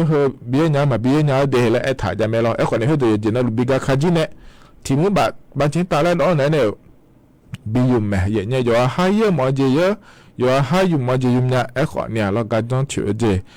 นี่นะก็ต้องเชื่อเนี่ยเรายุ่มจะขอตัวปั๊มมือแล้วเนี่ยเดย์อยู่มีเดย์แล้วเนี่ยไม่รอรัฐบาลป่าก็ดูนะเราเนี่ยเจลังเนี่ยสดาหัวบัตรยาดอนเนี่ยแม่เนี่ยดอตัวรู้เชื่อลังมาเจเนี่ยรอเยี่ยขอนี่ยุ่งจากการดันหล่อเนี่ยเฮเยี่ยเจลังเงบาลาเชเสียงรอเยี่ยอาศัยกันเนี่ยจ้าสิเยี่ยเด็กก็สดารัฐบาลปนมาดองเนี่ยรอเยี่ยเจมิเนี่ยมาดองเนี่ยก็ดูงั้นเลยแล้วนะรอเยี่ยเธอเนี่ยที่อาณาล้อพร้อมเพลย์และคู่เธอแบบประชาชนเนี่ยมาจ้างถ่ายขอนี้จ้ารอเยี่ยที่อาณาบัญชีบิพิเทเจอร์เด็กขอนี้จ้าที่อาณาล้อเธอผู้พิการและคู่เราคืออะไรที่เจนาชาเดอร์บาผู้พิการและคู่เธอมาจ้างอีถาขอจ้ารอเยี่ยที่ไม่เนี่ยเจลังเงอันนั้นยิ่งเชติบลาเชเสียรออาศัยกันดอกเนี่ยดอกเนี่ยละจิเมลด้วยมาจิงอาศัยเยี่ยเมื่อเจเนี่ยละกูเมื่อเจนี่จ้องอาศัยเยี่ยเนี่ยอีนั่งก็ขอเนี่ยล้อเยี่ยเธอพ พร้อมเพย์และขั้วเธอมาจ้องถาบัญชีบีพีเทเจอร์ข้อแนะผู้พิการเธอชมหมาดองเอลาชอขึ้นทะเบียนผู้พิการและขั้วงานในเย็นนี้เธอมีเนี่ยเย็นเยอะจะให้ทีโปอายมาทีโปพัฒน์เนี่ยสิเจอันนั้นเช็ดอันนั้นนี่เช็ดติเหรอบาลาเช็ดติเสียงข้อแนะอันนั้นนี่เช็ดติบาลาเช็ดนี่เสียงเฮมีอันเฮมีโปละขั้วไอยำบินไหนสีเดและตัวกับงานแถเย็นเนี่ยจะมีเนี่ยส่วนมาขาล้อบัตรสวัสดิการแห่งรัฐและขั้วเธอยาวแน่รอเย็นเนี่ยข้อแน่ผู้พิการและขั้วเธอรอเครื่องราชิจนาชั้นเนี่ยชมหมาดองอีเถอะรอมาลงทะเบียนเธอมาจ้องฐานะเขาเข้ามาจ้องอีเดอายำกระนั้นขวัญเนี่ยรัฐบาลปัสดาดอนเนี่ยผายเดและงานแถเย็นเนี่ยเราจะมีอะไรมาเนี่ยอายำบินในท้าหลวงเราเข้ามาก็ก็หุ่นใจในสถานที่มือบ่ายาผายเดแล้วงานนี้เราคุยเรานั่นว่าเราเย็นเนี่ยที่อ่ะนะผู้พิการผู้พิการเธอมาเงินงานเราเธอเนี่ยชดใช้อาบัติยาวแต่ร้อยเย็นเนี่ยบาสวัสดิการแห่งรัฐและขั้วเธอยาหลักการในเถียนาชมมีใครอีโดนในกระจำจากขอตัวเอี่ยวโลแล้วเราเลยเย็นนี้ที่มีในก็หัวจ้องขอนยาสาแล้วก็มีเนี่ยมาจ้องเด็กขอนี้โจมาสีแม่เย็นเนี่ยที่มีในที่อาจากการเอกาในเดย์เย็นเนี่ยเดย์อยู่นั่นรู้ยาเกิดผายแล้วเราเย็นเนี่ยบาลาอาศัยเงินนั่นว่าคือบาอันนั้นยิ่งติบาลาเช่นยิ่งเสียงงานแถเย็นเนี่ยเรานั่นเธอก็ยอสื่อเดอเราโครงการดิจิทัลวอลเล็ต10,000 บาทแล้วเธออย่างนี้เนื้อฐานยาแล้วเธอชดเชยก็ดูข้อเนี่ยเราจบผู้บัตรสวัสดิการแห่งรัฐและขั้วเธอยาดูข้อเนี่ยคืออะไรที่จะน่าใช้ด้วยบีเจแมนเนี่ยน่าจะละเงียดและทำเอาไปเนี่ยทำแบบเราช่วยร้อนยังไม่เดย์แล้วเราถึงการแอปพลิเคชันทางรัฐและขั้วเธอหัวเราอย่างนี้ข้อเนี่ยที่อันน่านากามายานะน่าหาทาเดดอทอเดอายามกันแล้วนะช่วยบินออนเลยมาแล้วแอดถ่ายเธอพัดยางงั้นสิเราอย่างเงี้ยงั้นคนนี้ช่วยร้อนทำมายุ่งต่อหลุมมาแต่ก็ตะกอนเราคุยอายมาเนี่ยจากการเอลกาลองเราแล้วทำมาเป็นจากการเอลกาลองก็ดูนะบาลาเฮน่าเชล่าสิเราคุยแล้วอยู่จะน่าดูสิเรางาเดแล้วตัวก็งาเถอะอันนั้นเฮงเนาะแล้วแม่เอ็กงาล่าบาลาเชติเสียบอจานอยู่จะน่าดูบิสิลามาเจเนี่ยเราเธอโครงการที่ต้องมาเดแล้วคุยเธอเกิดพังงาโลชมยาอยู่เกิดพังงาแล้วเราอย่างเงี้ยนั่นที่โปรเตถึงมือแบบบีในบิยูมาโลมังนะคนนี้พี่ป้าเนี่ยที่โปงพังแล้วบีได้เนี่ยไปยุ่งพังโลอายุจะเนี่ยพังเล่รอยังมือพาชดเชยหอเนี่ยรอเหยียดเงียวจะโดนเนี่ยเหลี่ยมมาเดแล้วตัวก็งาแทนนั้นยุ่งจะละเงี้ยโครงการที่ต้องวอลเล็ตและขั้วเนี่ยรออย่างเงี้ยแอปพลิเคชันทางรัฐและขั้วไปชมไม่ดองเถอะท้าเดินนะคนนี้เขาก็อย่าดองแอปคนนี้ชมเนี่ยหมายอย่าดองเนี่ยยุ่งดอลัวเดินนะรอเหยียดเงียวเกิดอายุจะเนี่ยชมไม่ไปดองเนี่ยพังก็ชมไม่ไปดองเนี่ยพัง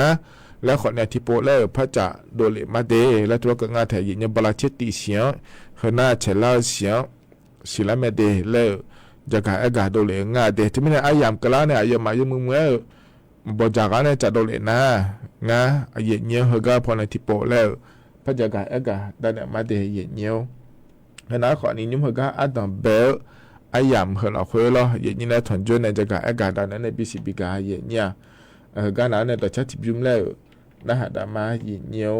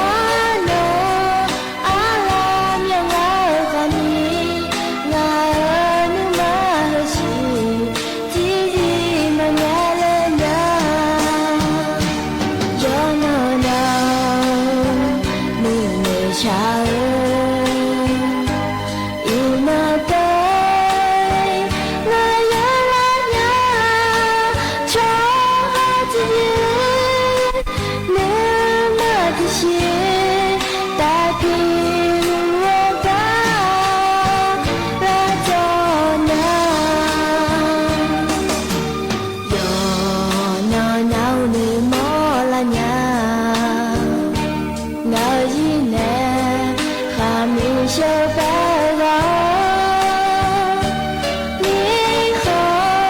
阿里怕着和你。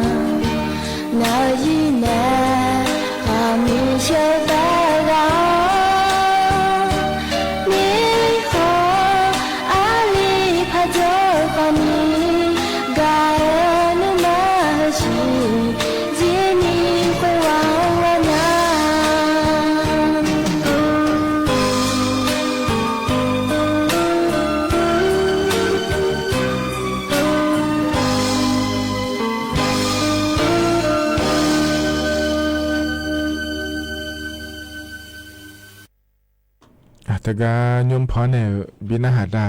แกลองต่อชาใจที่บิมเดย์เยอะเดยกนาลุงพอเนี่ยบินหาดาแกยานาหาเบียวดูล้อเยอะจนเอาปลาล้อในนาหาล่ายกนาลุเอลดูธรรมะเยอะมาข้อปลาในนาหาแม่เฟซบุ๊กของปลาเนี่ยนาหาแม่เดย์เยอะเดอีนก็ดูนะขอเนี่ยงานแน่อายุเชื่อเหมือนได้ที่ขอรู้จะดามาเยอะทนจุลเงี้ยเนี่ยอย่าแอนแหนรู้ว่ารอเยอะกามยอมูดูหน้าขอเนี่ยรัฐบาลกึกขารัฐบาลยอมิเนรัฐบาลก็ก่อเยอะอาเดือดหน้าตาช่วหางอาเดือดหน้าตาดอนเนอจะกะเอกะดันเนอมาเดแล้วเราอยู่หน้ารู้ว่ายากะเกิดแพ้อย่างที่มิเนเชื่ออาดัมเบอายามันเอาคุยหน้าขอนี้ยอมอยากก่อขอนี้ยาจะกะดันเนอมาเดเยอะเดน่าเยอะรอเยอะจนเราชันเทนเนอน่าหาละรัวน้าขอนี้เราเยอะเธอยอมอยากโปน้าขอนี้เยอะก็เกาะเราเยอะเนี่ยหลัวเนี่ยตัวจะจังเหลือก็เกาะมาเราเยอะเธออย่าเจมาเจงไงเราชอบหาเสียก็เกาะมาดูถอนยุ่งพองหัวโลเราเยอะเธอเนี่ยยุ่งดาวหัวมาโลแล้วก็เราเยอะน่าเยอะเทียน่าเราเยอะยกขาเราคุยเราอย่าเบี้ยงอาเจแล้วเราเที่ยวไม่ถอนเยอะก็เที่ยวก็จ่อมาเสียเลยแล้วเราเยอะผลตัวเนี่ยก็ดูปมเนี่ยก็ดูเด็กแล้วก็พอในยมยาโปยมยาก็อยากจะกะเอกะดันเนี่ยมาเตยเนี่ยเด็กที่ไม่เนี่ยยี่ที่กันนะเรายุ่งอย่านะหาเนี่ยแล้วงั้นคนเนี่ยก็จะหลมเมียเลยเหรอแล้วเราเยอะเดี๋ยวช่วงนี้ก็ช่วยเสียก็ไม่เหรอคู่เกิดหมดเมียเลยแล้วนะขอนี่เยอะจังเลยเนี่ยไม่ได้เยอะเนี่ยนะฮะจังเลยรู้ว่าดอจืดเนาะดอจืดเธอยุดตัวเนี่ยเยอะเธอซาเธอเนี่ยบิดอีมาเยอะเนี่ยเงี้ยอันถ่ายเธอเนี่ยเดย์เยอะเดย์ถึงไม่เนี่ยอินยุ่มนะเราเยอะเธอเนี่ยเฟซบุ๊กหุ่มอย่าเล่าไม่เนี่ยเยอะย่อออกแล้วจังเลยเนี่ยแพ้เยอะเธอหัวเฟซบุ๊กปานเนโลงาเฟซบุ๊กปานเนโลแล้วขอเนี่ยจังเลยเนี่ยไม่เดย์เยอะเดย์เยอะงาเฟซบุ๊กชมยอดเถียนะมาอย่านะขอนี่ชอละเนี่ยชันเทละเนี่ยแพ้แล้วเราเยอะก็ก็ฮัลโหลนะขอนี่จังเลยเนี่ยแพ้เลยเดงาเฟซบุ๊กชมยอดนะฉันคนธรรมดาทะเลาะกันทำไมยุ่มแล้วเราเยอะถ่ายสมบูรณ์ในเดฉันคนธรรมดาแล้วมาถ่ายเนี่ยเราถึงก็จะพอเงี้ยช่องเหลียวเนี่ยเราเยอะตัวจ่าเธอจังเลยเนี่ยไม่เนี่ยตัวจ่าจังเลยเงี้ยเยอะเทศาดอนเนี่ยคนนี้จังเลยเนี่ยไม่ได้เยอะเดยจะมาเจงเนี่ยช่วยเสียก็จังนะเราเยอะงาชมยังโฮโลมาเดอาเจโฮโลมาเดอินุ่มเฮพัวจอลุมาเดแล้วเราอาศัยเสียงานดาโลแล้วเราอากรนันเสียเราอากรนันดูพอยอากรพัวดูพอยแล้วเราเยอะหน้าอาสุสว่างจากเกิดหมอนยาเยอะๆจากเกิดหมอนยาเลยยังมือพาเงี้ยจีเนี่ยเราเทสายหุ่มเฟบวปานดอนเนี่ยขอเนี่ยบิกลินแม่งเฟบวเราคุยเราเยอะคนรู้ว่าจังยังไม่เดนะก็พอเนี่ยพอโดนเนี่ยมาเยอะอายามหากันยาวรู้แล้วเราเลยเยอะนี้ถึงมีเนี่ยเยอะเราคนรู้ว่าจังเลยนะแม่เฟบวปานเนี่ยเดเยอะเดน้าขอนี่ให้เยอะนี้ที่อันนั้นรู้เนี่ยจังเลยหมอน้าขอนี่แต่เลยเนี่ยไม่เดแล้วจะกะเอกะด้านเนี่ยบิสิบิกาแล้วเดเยอะอันนั้นจะที่ก็ยุ่งแล้วอายามมาจืดเจล่าคือเราคุยแล้วทำมาก็จะกะเอกะด้านไหนเนี่ยเราถึงก็ในกระทรวงพาณิชย์และคงอาศัยเนี่ยเราเดือดไทยมีของเราคุยเดี๋ยวก็เอาปลาโลละเดือดไทยมีของเราคุยเดี๋ยวก็แม่ชมมีของเนี่ยเดี๋ยวก็แม่เราไม่เอาเดือดไทยมีของคืออ่อนโดเยอะก็ดูรู้เลยในจะกะเอกะก็ดูนะเราเนี่ยเจอแล้วไงที่โอ้โหเราคุยเนี่ยเราเธอเดือดไทยมีของเสียลูกเราเนี่ยชอบผลไม้และขั้วงานเนี่ยเนี่ยม้าเนี่ยโดยยังไงเดเนี่ยเดผิวปะแล้วโดนน้าขอนี่ทีลามงาแซลามบาเกินนี่ทีแซงงามือลามบาเกินเนี่ยโดนยังไงเนี่ยเดือดไทยมีของเหอะเกิดน้าขอนี่ยดื้อมายอมมือที่มีของงานมิชาอยู่ในลมมือแล้วอย่างนี้ใช่ไหมอาศีอาลูเกิดน้าขอนี่ยม้าเจขันยางานเนี่ยนี่ชมยังยาที่เจน้าขอนี่ทุเรียนแล้วก็อาศีขอนี่เงอเราเนี่ยเดือดละตาปลาไทยมีขนาดตาปลาในเบอร์ลำยาอาศิดิจิหุ่มมาโลแล้วขอเนี่ยหูยมยาเจขันยาเนี่ยรอ on do nya nga the ye nya loเธอมีเนี่ยล้อเย็นอยู่รัฐบาลปาขอนี่ล้อเฮก้าอดีมาไทยมีขอยาเสียลูเหอล้อเธอเดือไทยมีขอเราคุยแต่มาเงอะล้ออาชอมีของก็ก่อนนี่อโดนยาเนี่ยเย็นนี้เธอก้าเสียลูขาเดือเดี๋ยวจบบ้านเนี่ยยังอะไรล้อจบบ้านเนี่ยพังอะไรแล้วเจเนี่ยจบบ้านเนี่ยไม่เดียเย็นเยอะเดมีเนี่ยเหรอนะขอเนี่ยเจอแล้วเนี่ยยดูมาอโดนยางาเดแล้วเย็นเนี่ยดูมาดนตาช่วยหาเมียนี่นะขอนี่เธอยามจะขอโดนมาลุ้นละกันละยมอย่างนี้พระเจ้าเสียเนี่ยเราเดือดถ่ายไม่ขอเดินนี่รู้ยามมุ่งเนี่ยเราเย็นเนี่ยอาเซียรู้มาแต่ที่คนละนี่เขารู้ว่าเขาเนี่ยอ่อนเดือดขอนี้จ้อเธอมีเนี่ยแล้วทำมาปากขอนี่พอน่าหลวงเขารู้ได้หลวงง่ายเดแล้วเราเย็นเนี่ยหน้าแล้วทำมาปากก็ดูขอนี่ช่วงอันนี้เกิดเราเย็นเนี่ยอาจจะมีขอนั่งไงชงไงช้อเราเดือดถ่ายไม่ขออาเซียรู้เหอะบีออนโดนยาเนี่ยก็ดูออกมายาเนี่ยก็ดูเด่นแล้วกันเลยเจลุงานนะเธอแต่มันเงาล้อ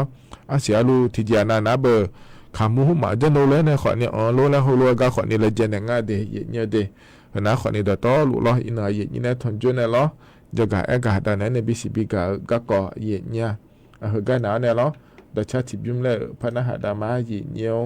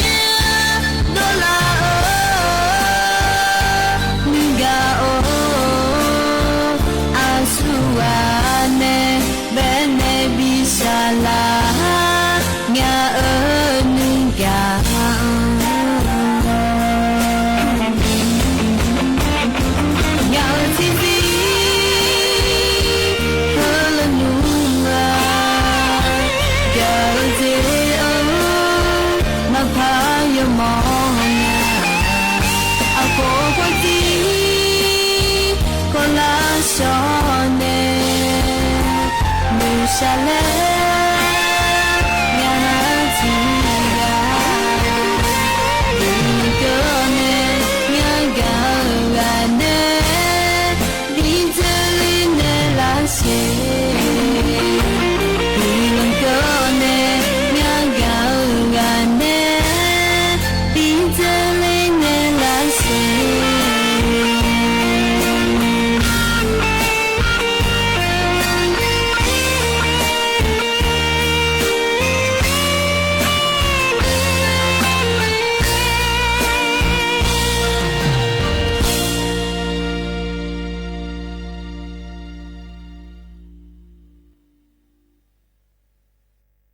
ธนาคนนี้ตัวใช้แบบอย่างแล้วก็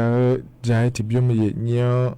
เพราะเนี่ยบินหาดาเดยเยอะเดอายามไงไม่ได้พัฒนาง่ายเยอะเธอมีเนี่ยรอเยอะกันนะอายามเขาจะเล่าเหออายชากันแล้วเพราะเนี่ยบินหาดามาเดอก็ของเพราะเนี่ยบินหาดากันนะคนนี้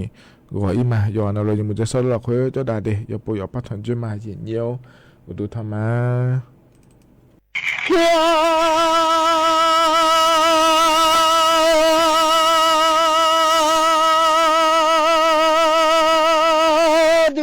ที่พู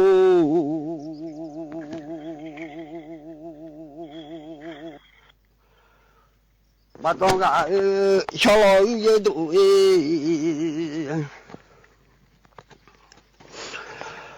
มาตากอาดิบัมสอนยาพูเง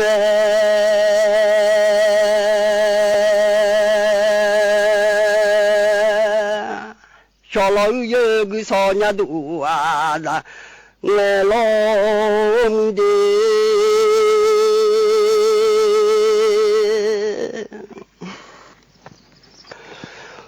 อาดิฮันมาเดลอดี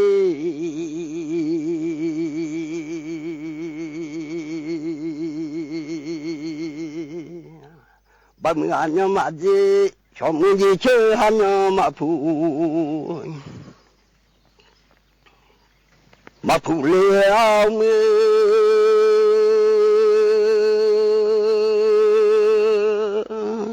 อาเดี๋ยวบ้านมึงจะมีซอยน้อยชมมึงดีเชื่อพูนี่สอที่จีอะไรอาเดี๋ยวทุกเดือนกิโลบาชุดมันลุงยาดี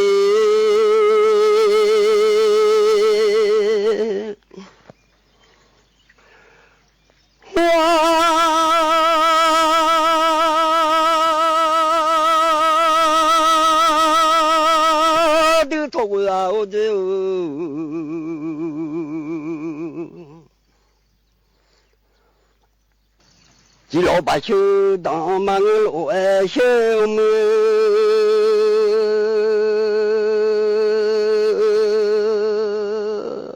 可能才有送土个路有送土那个阿杜呀卡提个桥，那老杨木路在桥大忙米呀的。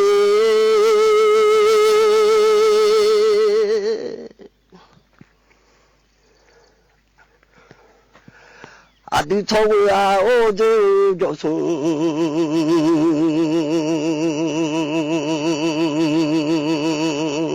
哎，阿爹忙路哎，阿杜草就干路，说把忙人呀，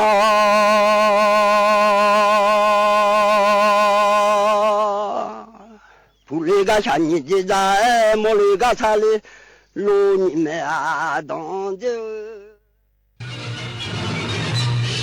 สถานีวิทยุกระจายเสียงแห่งประเทศไทยและเครือข่ายทั่วประเทศเสนอข่าวต้นชั่วโมง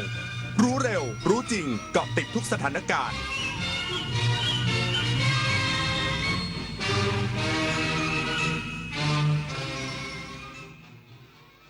รับฟังข่าวต้นชั่วโมง 22 นาฬิกากับยุทธพรบานเย็นครับ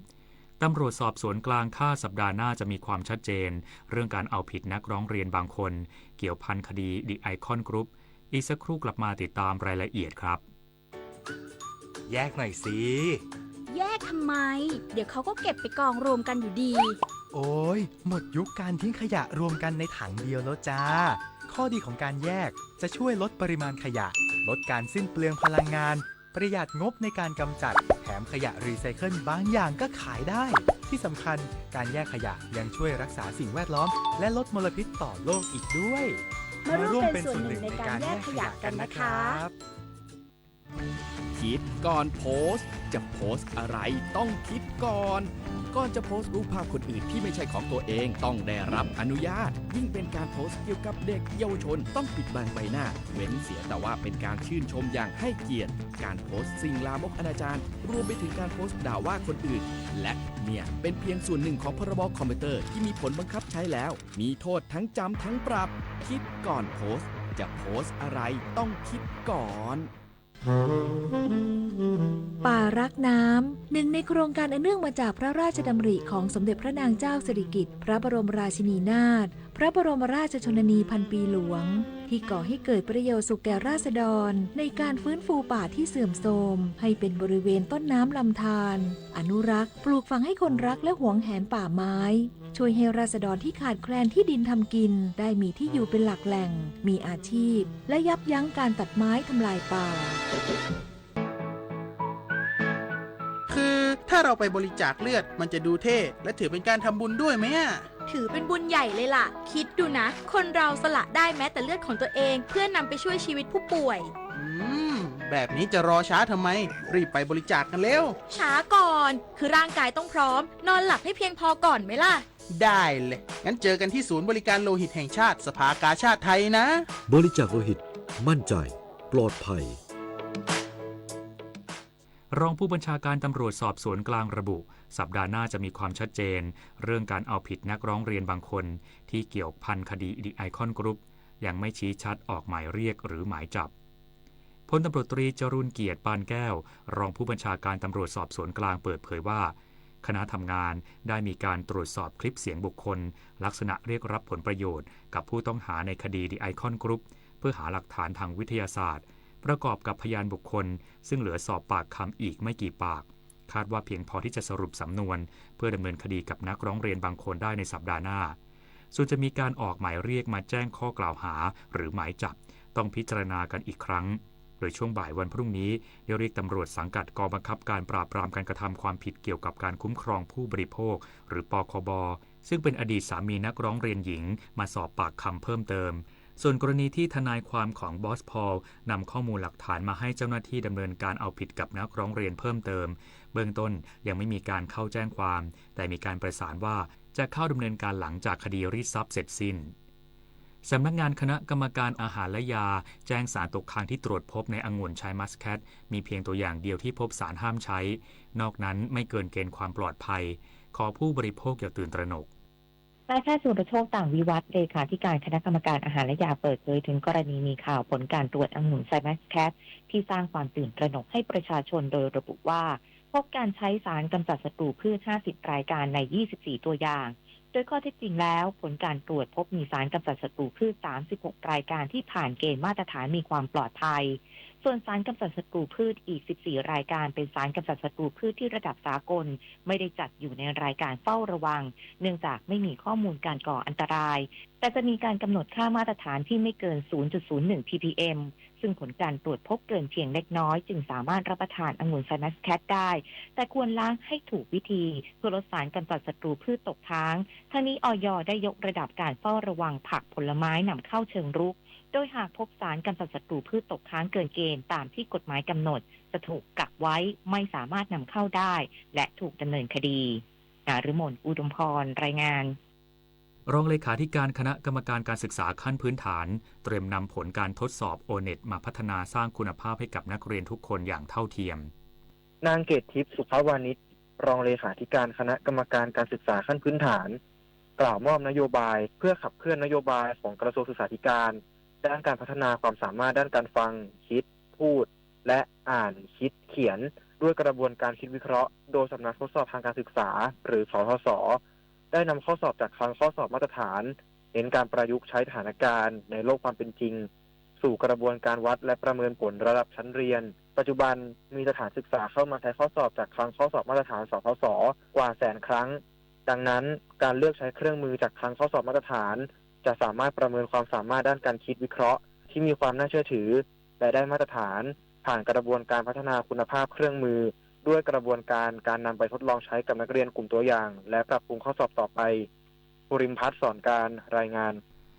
ทางการเวียดนามระบุว่านายกรัฐมนตรีฝ่ามิงจิงของเวียดนามซึ่งเข้าร่วมการประชุมสุดยอดกลุ่มประเทศบริกที่เมืองคาซานของรัสเซีย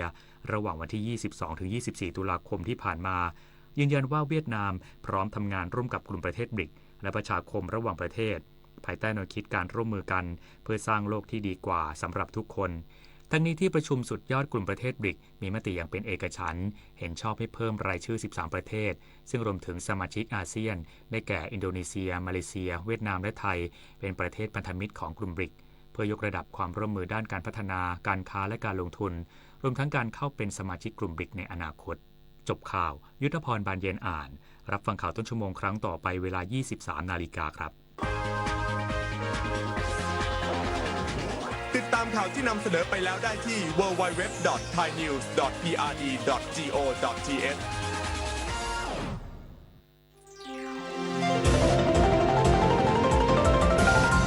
วิทยุแห่งประเทศไทย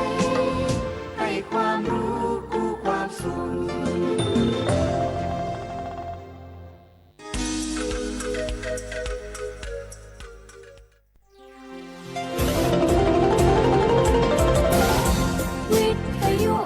ประเทศไทยให้ความรู้คู่ความสุข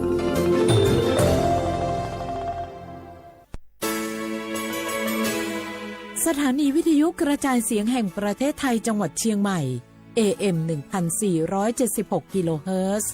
สถานีวิทยุภาคภาษาชาติพันธุ์แห่งเดียวในประเทศไทยที่มีความทันสมัยเชื่อถือได้สร้างอัตลักษณ์กลุ่มชาติพันธุ์สู่สากล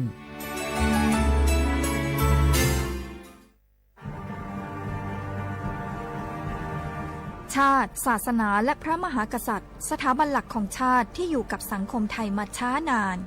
สถาบันพระมหากษัตริย์เป็นเสาหลักในการสร้างชาติให้เป็นปึกแผ่นเป็นศูนย์รวมจิตใจของปวงชนชาวไทยเป็นบ่อกเกิดของความรักความสามัคคีของคนในชาติเพื่อเป็นรากฐานให้ประเทศชาติมีความมั่นคงสืบมาจนถึงปัจจุบันรวมสร้างความภาคภูมิใจในความเสียสละของบรรพบุรุษไทยในการปกป้องพื้นแผ่นดินไทยโดยสำนักประชาสัมพันธ์เขต 3 กรมประชาสัมพันธ์เพลงนี้ขอมอบให้บรรดาผู้ที่ไม่ยอมแก่ทั้งหลาย เตรียมตัวสู่สังคมผู้สูงวัยใจต้องพร้อมหู้จักอดหู้จักออมวางแผนชีวิตออมเงินไว้ใจในวัยชราบริหารการเงินให้รัดกุมเช่นการทำบัญชีรายรับรายจ่ายของตนเองบริหารหนี้สินให้ดีบ่มีหนี้ดีที่สุดแล้วก้าวสู่สังคมผู้สูงวัยอย่างมั่นคงแก่แต่ตัวแต่หัวใจยังมีไฟด้วยความปรารถนาดีจากสำนักประชาสัมพันธ์เขต 3 กรมประชาสัมพันธ์พี่ยังไม่แก่หรอกน้อง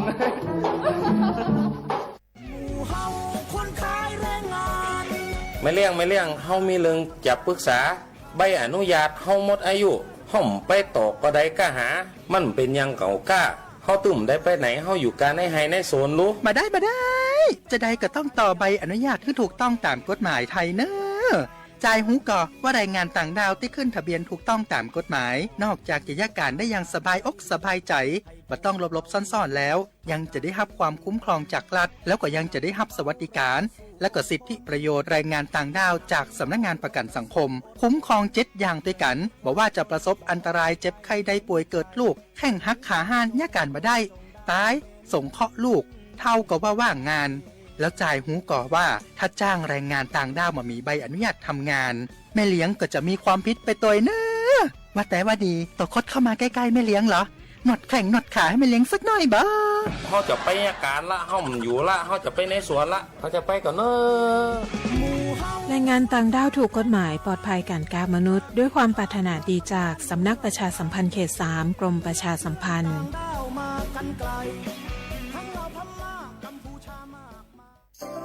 วิวสวยมากธรรมชาติสุดๆเห็นรูปแล้วอยากไปเลยอ่ะเธอดูนี่ดิ จองเลยดีปะเดี๋ยวก่อนขอเตือนไว้ก่อนที่แพลนจะล่มเดี๋ยวนี้นะมีมิจฉาชีพสร้างเพจที่พักปลอมขึ้นมาหลอกลวงให้สายท่องเที่ยวอย่างเราโอนเงินสร้างเพจเลียนแบบเพจจริงเหมือนเป๊ะอ้าวแล้วเราจะรู้ได้ไงอ่ะสังเกตเพจปลอมของมิจฉาชีพได้ง่ายๆยอดผู้ติดตามน้อยคนกดไลค์กดแชร์ก็จะน้อยไม่บอกเบอร์โทรที่ติดต่อได้และถ้ามีการโอนเงินบัญชีปลายทางควรเป็นบัญชีนิติบุคคลเท่านั้นจ้าภัยจากอาชญากรรมออนไลน์มาในทุกรูปแบบจริงๆเราต้องระวังมากกว่านี้แล้วแหละใช่สำนักประชาสัมพันธ์เขต 3 กรมประชาสัมพันธ์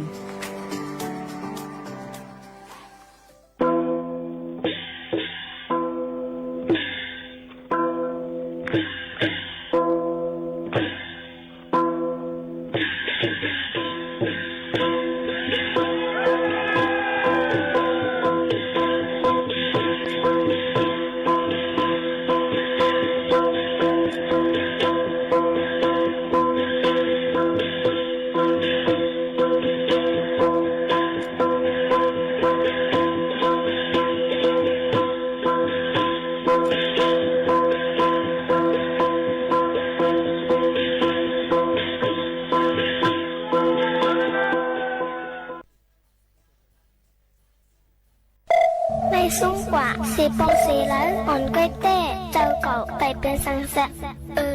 quay nặng bó bàn xung xế ọc bay tê châu bàn châu cậu nặng suốt tiền ăn nhọc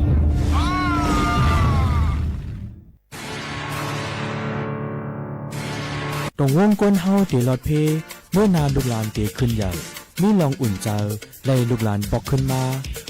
ผมให้กังปันลูกหลานเฮา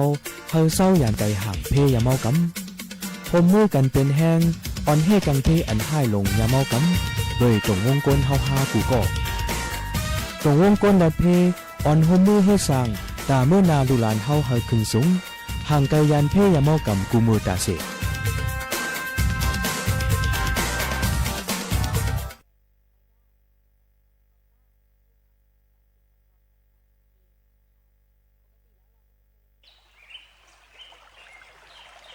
อร่อยกันในโปติยงโยสับน้ำเลียนลินตีกินเลตันเศร้าตาลียองเมืองทุ่งเมาเฮาตึนมนอยู่ซาอ๋อตัวลูสองผักข้างหิมน้ำเมาก่อนอไล่หันวานก้นขับกันกว่าสาวหังหลีก็ตึนขอนต้นเตอปีอีกน้องต่างตีมาห่มจอมพิงทุ่งงอนเผอก็ป้อมนเจอเซอมังก็ป้อไข่ลืมเป็ดตั้งเมื่อเตียว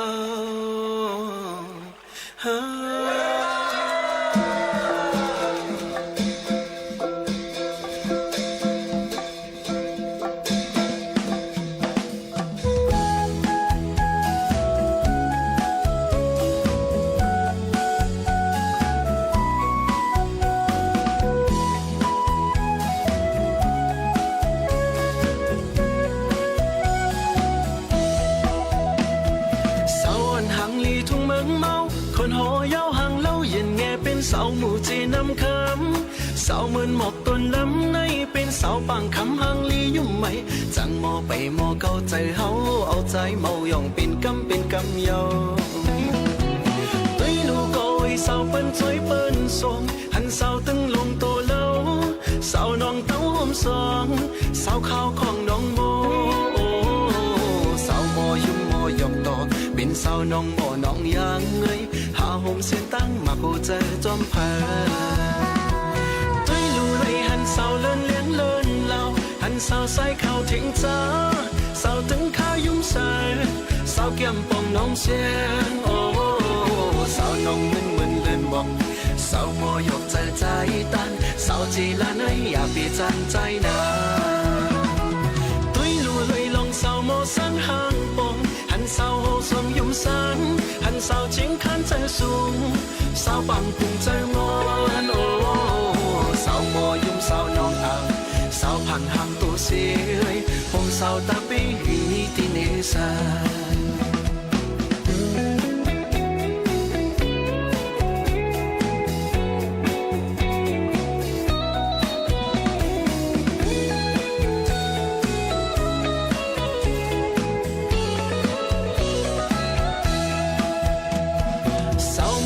กี่ทุ่งเมืองเมาคนหอยาวห่างเล่าเย็นแง่เป็นสาวหมู่จีนำคำสาวมันหมอกปลายลำในเป็นสาวปังคำห่างลียุ่มไหม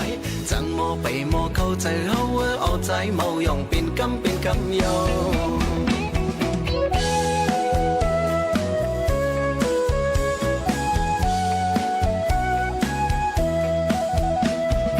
สาวหมอกปนกี่ทุ่งเมืองเมาคนหอยาวห่างเล่าเย็นแง่เป็นสาวหมู่จีนำคำสาวเหมือนหมอกปลายลำในโฮมสาววันคำหน้าอ่อนยุ่มไหมสาวไม่ไปสาววันจีให้สาวไตเจออย่างเงินปืนจะคือเสือตุ้ยลู่เจ้าของสาวโมหักเปียงสองหันสาววันน้องยุ่มถึงสาวตึงคำยุ่มแสงสาวเองเก่าขาวพรโอ้สาวน้องคำเลจีเก่าเป็นสาวโมเสือจะจับจอยผมสาวเขาปล่อยหันสาเลตึงโคตุ้ยลู่ยิ่งอ่อนส่วนลิกไหลไปเงินสาวมันเลื่อนสีสนหันสาวน้องมนเจอพองสาวหน้าของน้องคานโอ้สาวห่างนวลห่างอ่อนเป็นสาวน้องก่อนหวานหอมไว้ผมสาวน้องลองสั่งเปลีอ่องเจอสาวห่างเล่าห่างสุขเป็นสาวเสียคนกุนให้ไรตีนมไอ้ไข่เมาเต้ที่เมืองเลย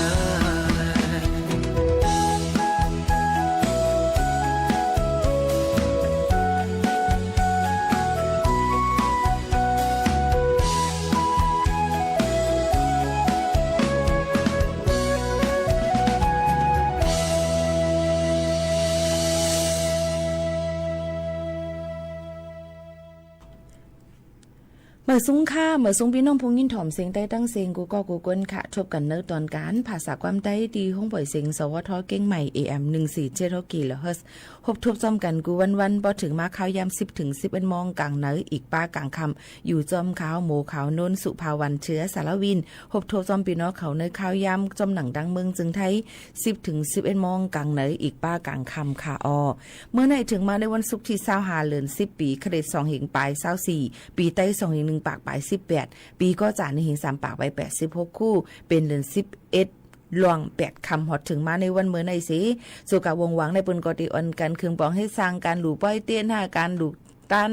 สั่งการกระถิ่งกันเจมจะในต่อพอถึงเดือน12มนนั่นค่ะนะเนาะว่าเดือน12มนเย้าไหนก็ได้เป็นปีใหม่ใต้ในนั้นค่ะขับใหญ่กันกว่าในข่าวต่าง12เดือนจึงหนังไหนค่ะเนาะอันพี่น้องขอเลยยินถ่อมเสียงและเงาหางเสียงอยู่ย้ำพองตะเร็วเป็นที่ห้องปล่อยเสียงหับการคุ้น AM 147กิโลเฮิรตซ์เป็นห้องปล่อยเสียงวิทยุมันก็ว่าปีโมคานุ่นออกรายการวิทยุเยอะค่ะอันในอันเร็วกันออกตั้งออนไลน์ออกตั้งเรดิโออ้อมล้มพร้อมกันจึงหนังไหน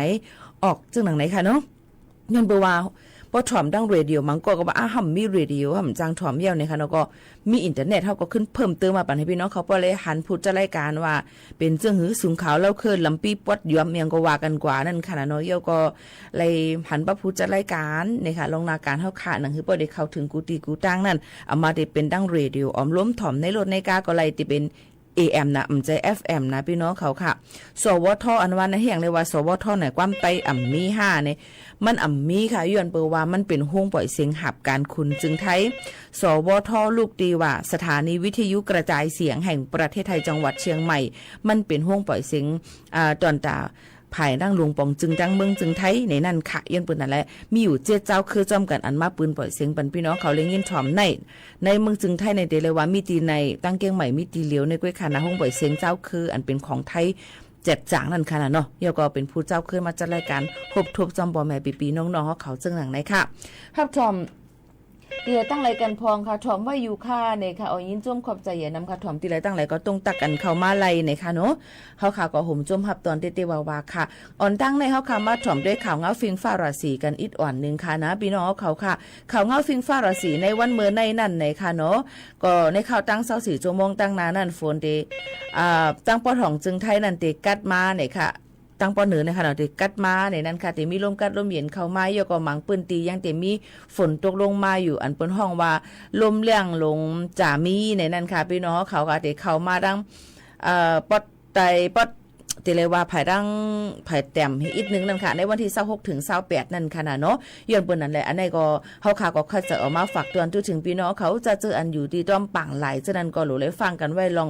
นำปังหลายขึ้นสูงเจิมเจอหนังไหนนี่ก็เป็นข่าวเงาฟิงฟาราซีเอามาฝากเตือนถึงพ่อแม่พี่ๆน้องๆเขาให้ได้ยินถ่อมจำกันเจิงหนังไหนค่ะพี่น้องเขาค่ะ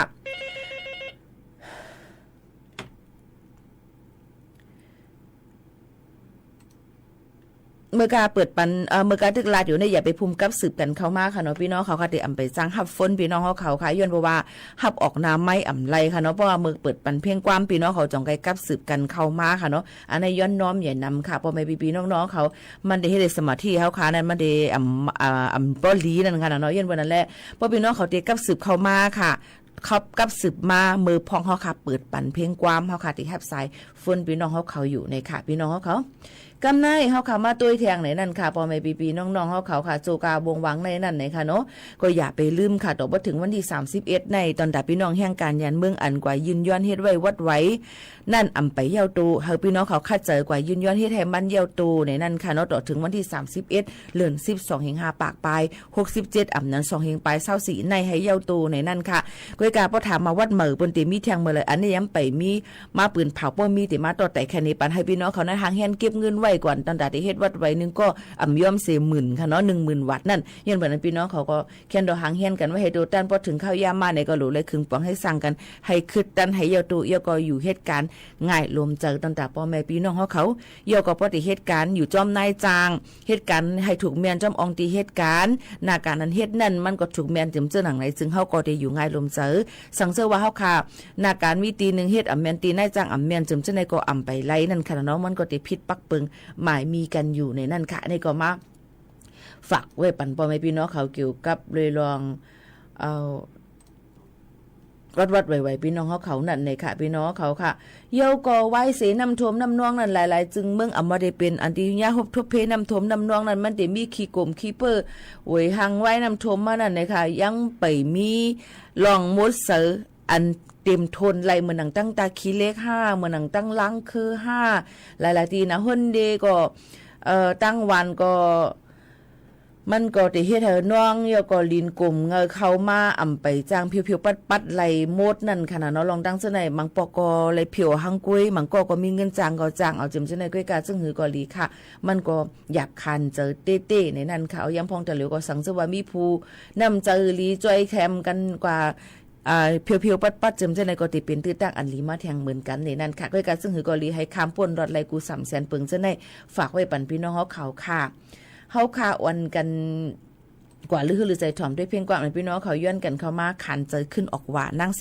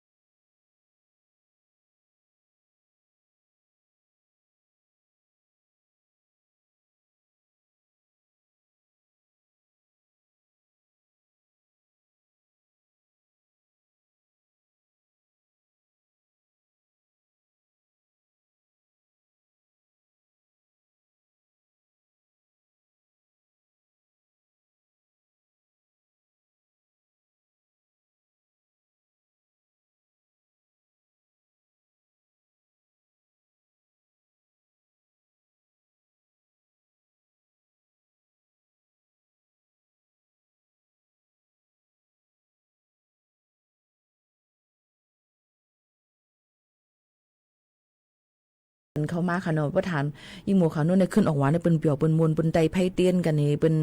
มีตวนแปลกอ่อนเฮเปิ้น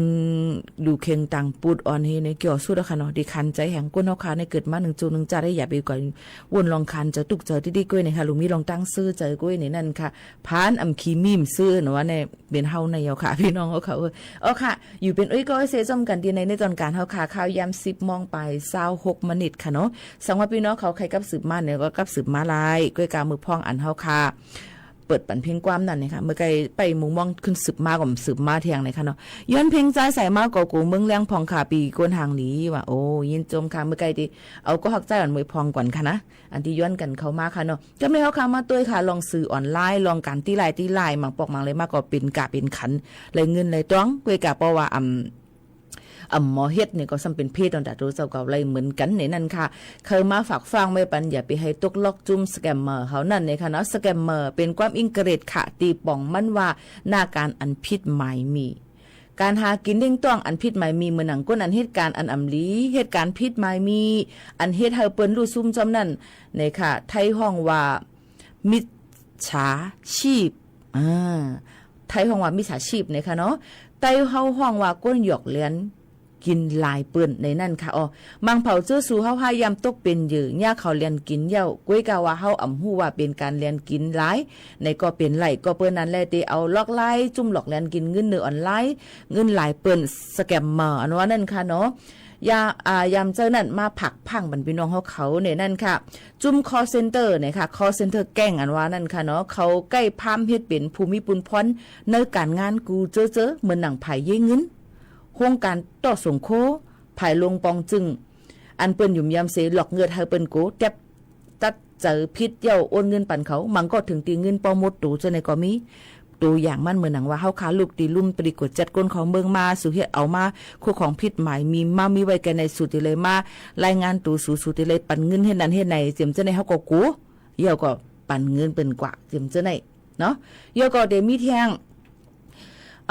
หลอกให้ลงตื้นล่างสีปึงอันไหนค่ะเหมือนหนังห้องกันตัวอย่างมันอันที่ยากกว่าใน D Icon Group อันว่านั่นค่ะเนาะเ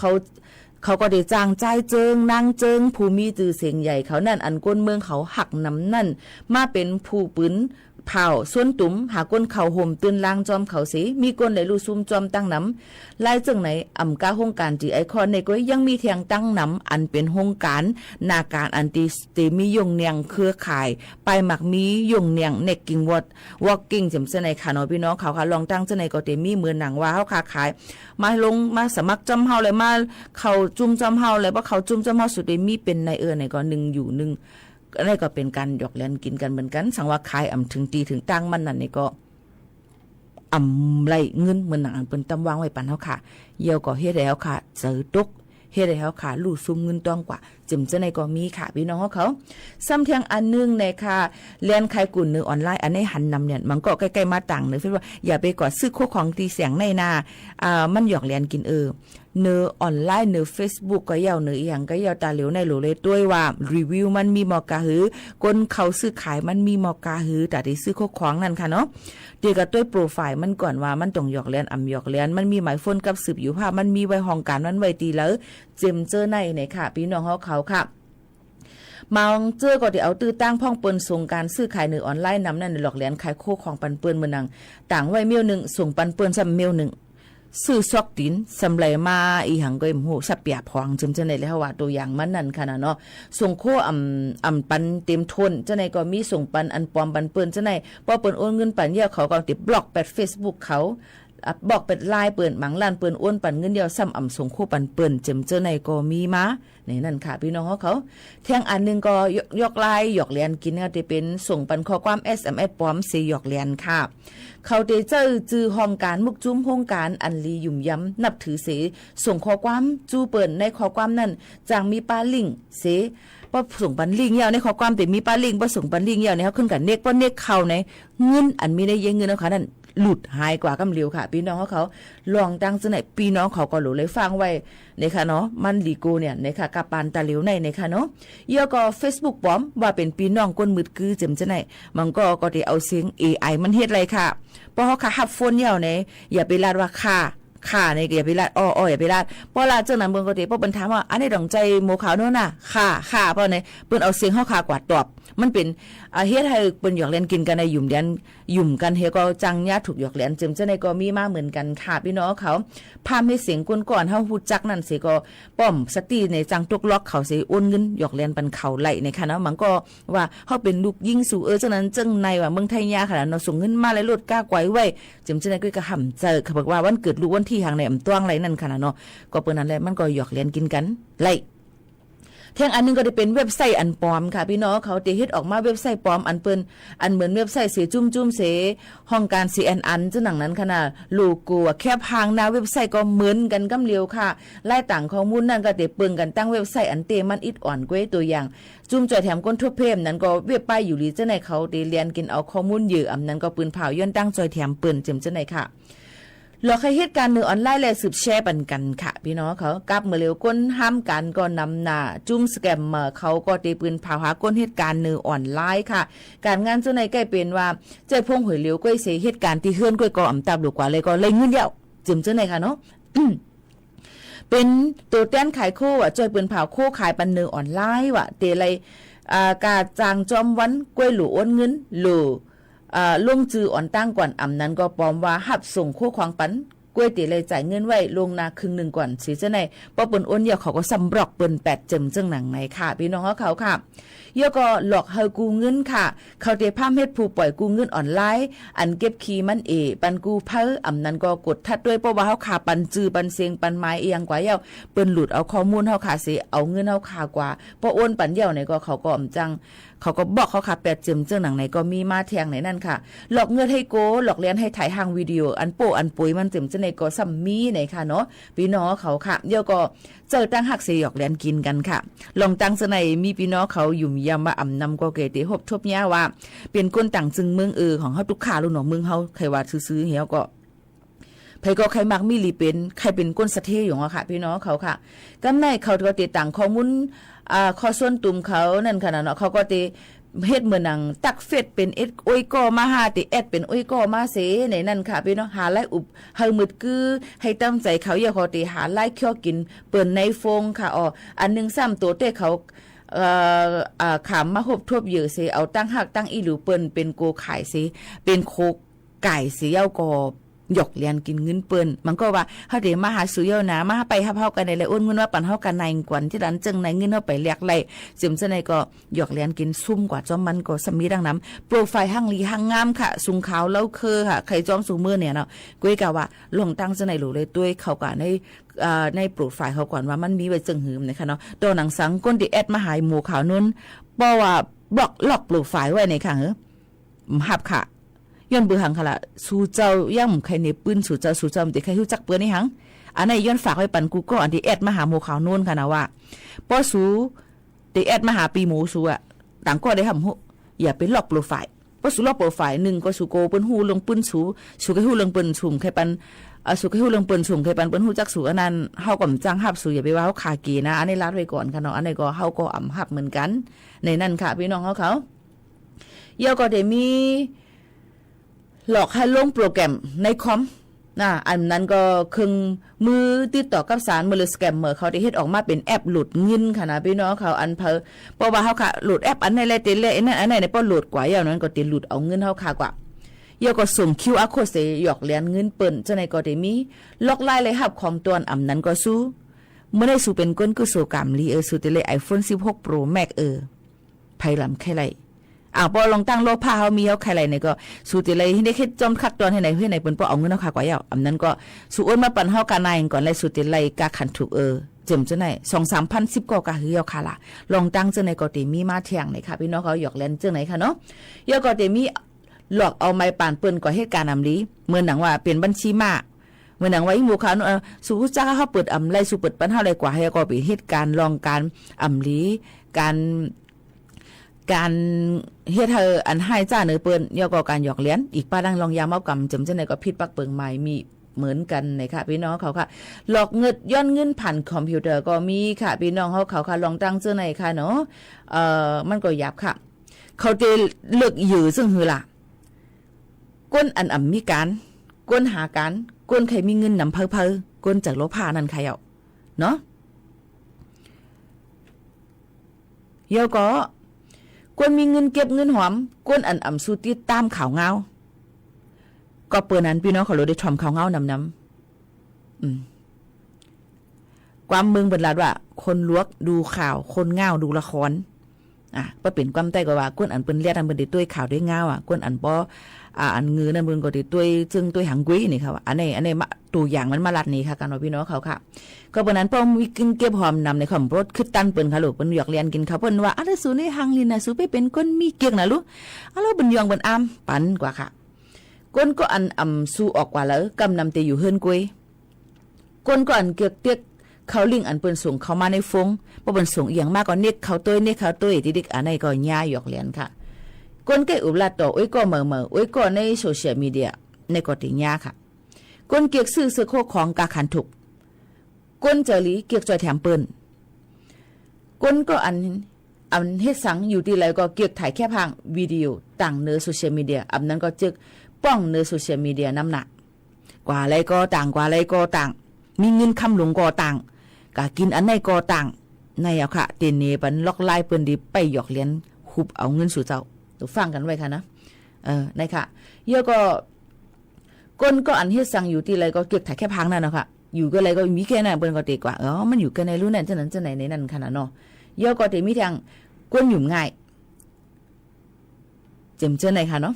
ล็อกไล่ให้กังเลยครับมือจุ่มสแกมเมอร์เนื้อออนไลน์จุ่มหยอกแลนกินเปิ้นซ้ำเตเฮ็ดซึ่งหือล่ะเนี่ยไว้สติวิทยาเฮิงมันค่ะอย่าเน็ตยุ่มอย่าเจอไว้อย่าเจอใหญ่นำแมตตีการลงตื้นล่างเนื้อออนไลน์ค่ะพี่น้องเขาอย่าปันข้อมูลส่วนตัวดีเผออย่าปันลิงก์เผอเนี่ยค่ะเนาะเฮ็ดเป็นลองปื้นส่วนตัวเจ้าเก่าไว้เต็กเขาลิงก์ข้อความอันเปิ้นส่งเข้ามาในฟงในคอมเฮาค่ะโหลดไฟล์หลากหลายอ้นขึ้นปันก้นหูจักมืดกื้อก้นมืดกื้อก็ให้ทัดด้วยลีหยุ่มยำเลยว่าใจเต้อยู่5ในจังไกลอยปันอ้นปันค่ามีปัญหาสังเฮกด7ตีไผ่เกี่ยวข้องกำซื้อค่ะเนาะอย่าเฮ็ดจ้อมหนังข้อความนั้นก็เปิ้นกับสืบมาลาตั้งฟงเตเจอเงินเฮาวนไว้แต่เสว่าเงินในไหลออกท้องง่ายแต่เขาท้องในไหลเก็บหอมกำวัดจังติไหลมาจิมจื้อไหนค่ะเนาะพี่น้องเขาค่ะได้เป็นล็อกไล่อันจุ่มสกันเหมอเขาใจหลอกแลนกินเปื้อนมาตั้งนำตั้งหลายอยู่เย้าค่ะก็เปื้อนนั้นแหละใครบันฟังไว้มีลองสั่งก็แทงลองหนึ่งถูกลีเลยต่างเนื้อโซเชียลมีเดียติ๊กเปื้อนเด็กเก็บไว้ข้อมูลเฮาค่ะเฮามีปัญหาอีสังเกี่ยวอีสังเนี่ยค่ะเนาะลองอ่อนๆลองยุบย่อมเฮาค่ะมันมีอีสังในเสเปื้อนเด็กขึ้นเอาลองอ่อนๆเฮาค่ะนั้นมาหยอกหงึดหยอกแลนกินเฮาค่ะนั่นใครอ่ะพี่น้องเขาค่ะพอพี่น้องเขาลัดง่ายๆตัวอย่างว่าอยู่ปอกก็ยุ่มดีกินหวานสามันดีสีเป็นใครก็มายุ่มดีกินหวานที่กันไหนก็อีน้องในมันยุ่มดีกินหวานที่เขารู้เลยหาลอกไล่มันเดี๋ยวเลยหายาเนี่ยมันเพราะมันกินอันไหนมันตีหายมันตีเคี้ยนอะไรจำใช่ไหม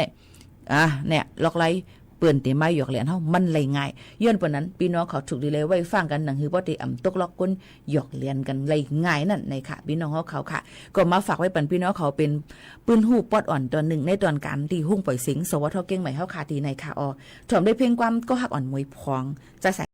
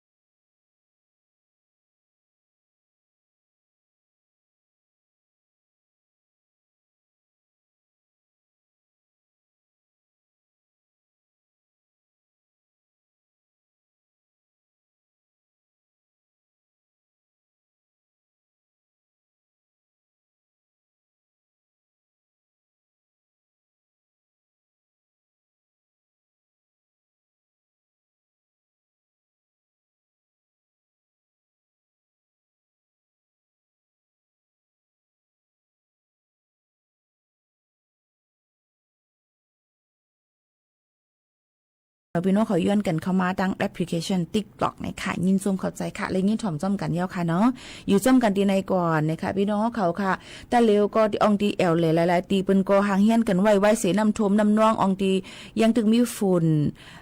กันไว้อยู่ใกล้ๆตั้งรถอินทนนท์ก็กัดมายาวเพราะว่าพี่น้องเขาดีกว่าแอลเลในจึงเพราะว่าพี่น้องเขาดีกว่าแอลเลในจึงหรือเลยห่างเฮียนกันไว้ค่ะเนาะลองซื้ออุ่นโคอุ่นเจมเจอในค่ะเนาะมาโคเจมเจอในห่างเฮียนกันไว้ค่ะโยก็ตั้งปังตีตั้งน้องทะเลสาบลอยเต่าในก็ห่างเฮียนกันไว้ตอนตาในห้องหับพี่น้องเขาให้กว่าแอลเลกันเย้าในค่ะแล้วก็ตีมีก้นกว่าแอลเลกว่าเจ้ากว่าซื้อกินเสียงตั้งกินตั้งย่ำกว่าเจ้าขาดเอาเฮอแพ้นั่นในค่ะเนาะลือเฮอลือใจในกลางนำทะเลสาบตีลอยเต่ากันอยู่ในนั่นค่ะลองตั้งจังไหนก็ป้อไหว้เส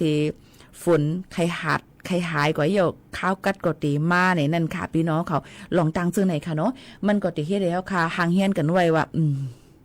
เด็กกว่าลีดีแล้วลีตั้งใครกว่าเลยมีเป็นแสนค่ะพี่น้องเขาไกนั้นก็ใครกว่าไกนั้นก็ใครกว่าคือกับเงินในท้องไม่ลอยง่ำใครถึงบางปอกมาในค่ะนะนั่นโยค่ะก็เปิ้นนั้นแต่เหลียวในกาขันเขาอยากมากไม่ก็กาเฮี้ยงเนี่ยขึ้นสูงมากไข่ไก่นี่ก็ขึ้นมาอย่างว่าน้ำมีน้ำมันกาขันก็ขึ้นมาเนี่ยค่ะอันนำขึ้นมีสังหากาเฮี้ยงในยอมไปขึ้นในปอกในย้อนเปิ้นนั้นแหละมันก็ว่าลูกมีเงิน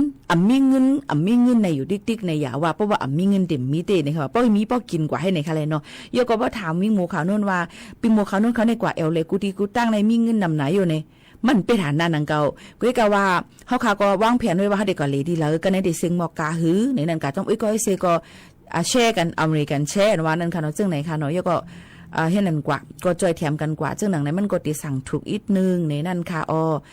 พอได้ไปมองว่าเฮาได้มีเงินกันในต้องไกลกว่าเนี่ยมันเท่าหลายๆผู้ได้ตายมื้อไหลพี่น้องเขาค่ะเยอะก็ตั้งกินตั้งย่ำอย่าไปเปี้ยงกินแพ้วมังก็พี่น้องแห่งการเฮาค่ะในเราในนาเฮือนในมุงหอเฮือนนึงหลังในกินน้ำพริกพ่วนเฮกูวัน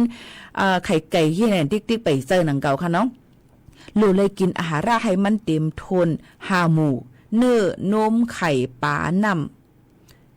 ผักเยอะนังเขียวเจ้าในค่ะเนาะวิตามินก็เตมีเนื้อก็เตมีโปรตีนคาร์โบไฮเดรตว่าธาตุแคลเซียมว่าธาตุเหล็กว่าจึมเจ้าในพี่น้องเขายันเปิ้นนั่นแหละกินป้อโตคิงเฮาค่ะเต็มทนอยู่ลีกินหวานเฮาก็ได้เหตุการณ์ได้ลีกล้วยกาป้อเฮากลุ่มป้อเฮากลุ่มเปียงกินเปียงใจเก็บไว้อยู่ติ๊กๆในอยู่ลีเอ็นเฮียงก็เต็มทนเนิ่นหนังก็ขย่อนขยันมาโอนก็มาเลืองว่าก็มาเป็นนั่นเป็นในตั้งเป็นรอกาก็ได้ถามหากินอันเลิศใหม่ๆกินให้มันมีพรลีแต่ป้ายอยู่ลีตัวเจ้าเก่าเพราะตัวเจ้าเก่าอยู่ลีเฮาก็เหตุการณ์ได้ลีเงินก็ได้เข้ามาได้ลีค่ะพี่น้องเขาอันไหนยิ่งหมู่ขาวนุ่นมาฝากไว้ปันปอแม่ปีน้องๆเขาจึงหนังในค่ะนะพี่น้องเขาค่ะย้อนความจื้อห้องว่าเลอปุนพรใจลานเมาค่ะก้ำอ่อนค่ะนะเมื่อไกมันมีคิวไว้อ่อนตั้งค่ะเนาะพี่น้องเขาค่ะเฮากว่าสืบหรือใจถ่อมได้อันตั้งนั่นก่อนในค่ะเนาะพี่น้องเขาเมื่อไกย้อนไม้ฮักมีมากมายหลังใจค่ะความปีโมขานวลเนี่ยค่ะตีเอาฮักมีมากมาย5ตีเอาอันเลยเนี่ยค่ะเนาะพี่น้องเขาตึกหาให้เก่งว่าเอาอันเลยเนี่ยว่ายิ่งหมู่ขาวนุ่นตีเอาเพ่งความมาในฝากตอนทุกถึงพี่น้องเขาก่อนค่ะนะกอบสั่งก่อนนะให้ลิงนินถ่อมกอบสั่งในก่อนเมื่อกี้ย้อนกันเข้ามาตั้ง Facebook หลายก็ยาวในค่ะเนาะสืบนินถ่อมด้วยกันค่ะนี่ก็เป็นหมู่ขาวนุ่นห้องเหมือนกันค่ะ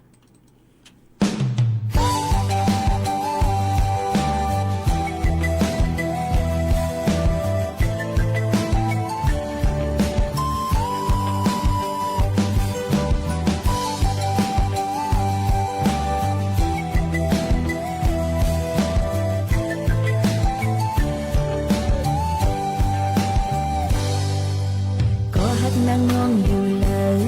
ผายันใจเฮาปีคือเจอกลางเจอน้องสาวอ่านคือทำยาหบทุบเก็บกำหนึ่งมองข้าวเฮือยาวเนื้อเจอน้องอยากขันจมสู้กับสั่งใจเฮาเป็ดยานไปน้องกว่าใจมือมีอยู่เลยมนต์ซื้อยาวที่เนื้อเจอห้องยามเลยผาดข้าวต่างขึ้นมา1 วัน1 คืนมองข้าวเฮืออยู่เนื้อเจอน้องอยากขันจมเจอกบสั่งใจปีลืมยานไปน้องนาง อย่าคันเจอหนังเจอน้องดีคุกใจเลยใจกบสั่งใจอำเพียวต้องเล่าให้หูถึงอีลูน้องเสียสอกหาปันอีกหนึ่ง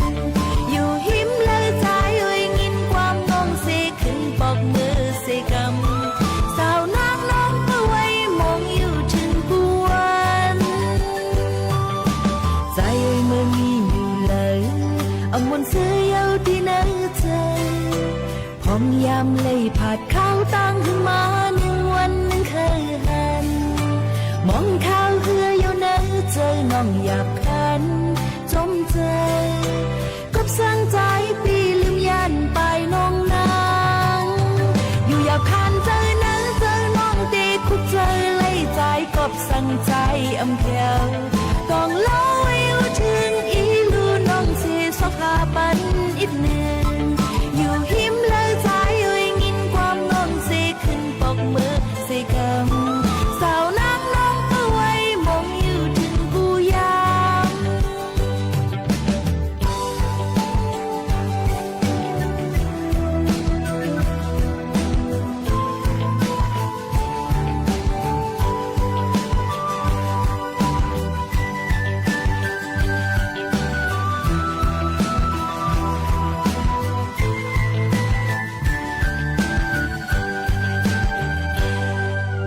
ก็หักนางน้องอยู่เลย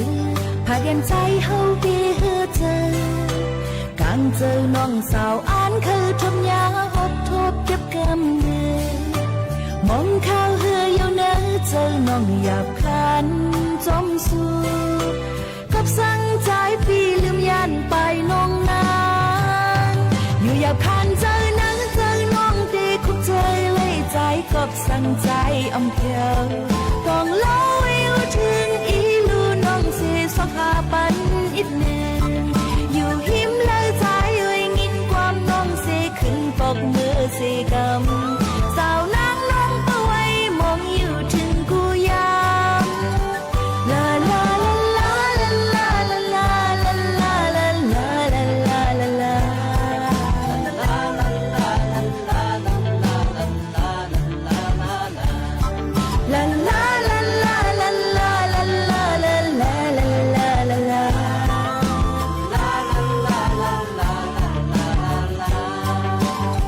อยู่อยากคันเจอหนังเจอน้องตีคุกใจเลยใจกับสั่งใจอำเพียวต้องเล่าให้ถึงอีลูน้องเสียสอกหาปันอีกหนึ่งอยู่หิมเลยใจเอ้ยงินความน้องเสียขึ้นปอกมือเสียกำสาวนางน้องก็ไว้มองอยู่ถึงอ๋อค่ะพี่น้องเฮาข่าวค่ะอยู่เป็นก็เซจ้อมกันที่ในข้าวยามก็เคยผัดก็จำเตเลยผัดกันมาเลยเอาค่ะนะมื้อนี้ก็ซ้ำเป็นวันศุกร์ค่ะพี่น้องเขาอยู่ก็ย้อนฝากไว้ปันพี่น้องเขาจะเจออยู่ตั้งเมืองเกาะกรุงเทพมหานครกันอีกอ่อนนึงค่ะแต่เหลียวนั่นฝุ่น PM 2.5เตมาเย้าเนี่ยค่ะเฮ็ดให้ตุ้มเตอป้ายอยู่ลีนำหรือเสเปิ้นในอองตีหนองแคมอันอยู่ตั้งหนองแคมเจิ้นนั่นพี่น้องเขาก็เตเลยใส่ผ้าปกคนนางผ้าปิกคนนาง PM 2.5 จอมเนี่ยค่ะเนาะพี่น้องเขาค่ะหนังหือบ่ได้ตุ้มเตอป้ายอยู่ลีพี่น้องเฮาเขานั่นเนี่ยค่ะพี่น้องเขาค่ะเย้าก็ฟังไว้ปันเนี่ยค่ะ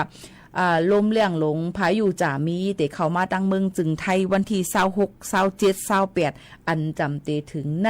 ค่ะพี่น้องเขาค่ะย้อนบนนั้นพี่น้องเขาก็หลูฟังกันไว้จ้อมหมังปื้นตีเฮ็ดเฮามีฝนลมๆหมักเฮ็บโต๊กเยาก็ผ้าหลังเจิมเจอในเทียงลูกกวนค่ะนี่ก็มาฝากไว้ปันพี่น้องเขาจุกติผัดยันกันในวันเหมือนในค่ะพี่น้องเขาค่ะเยาก็ใครลาด้วยปันว่า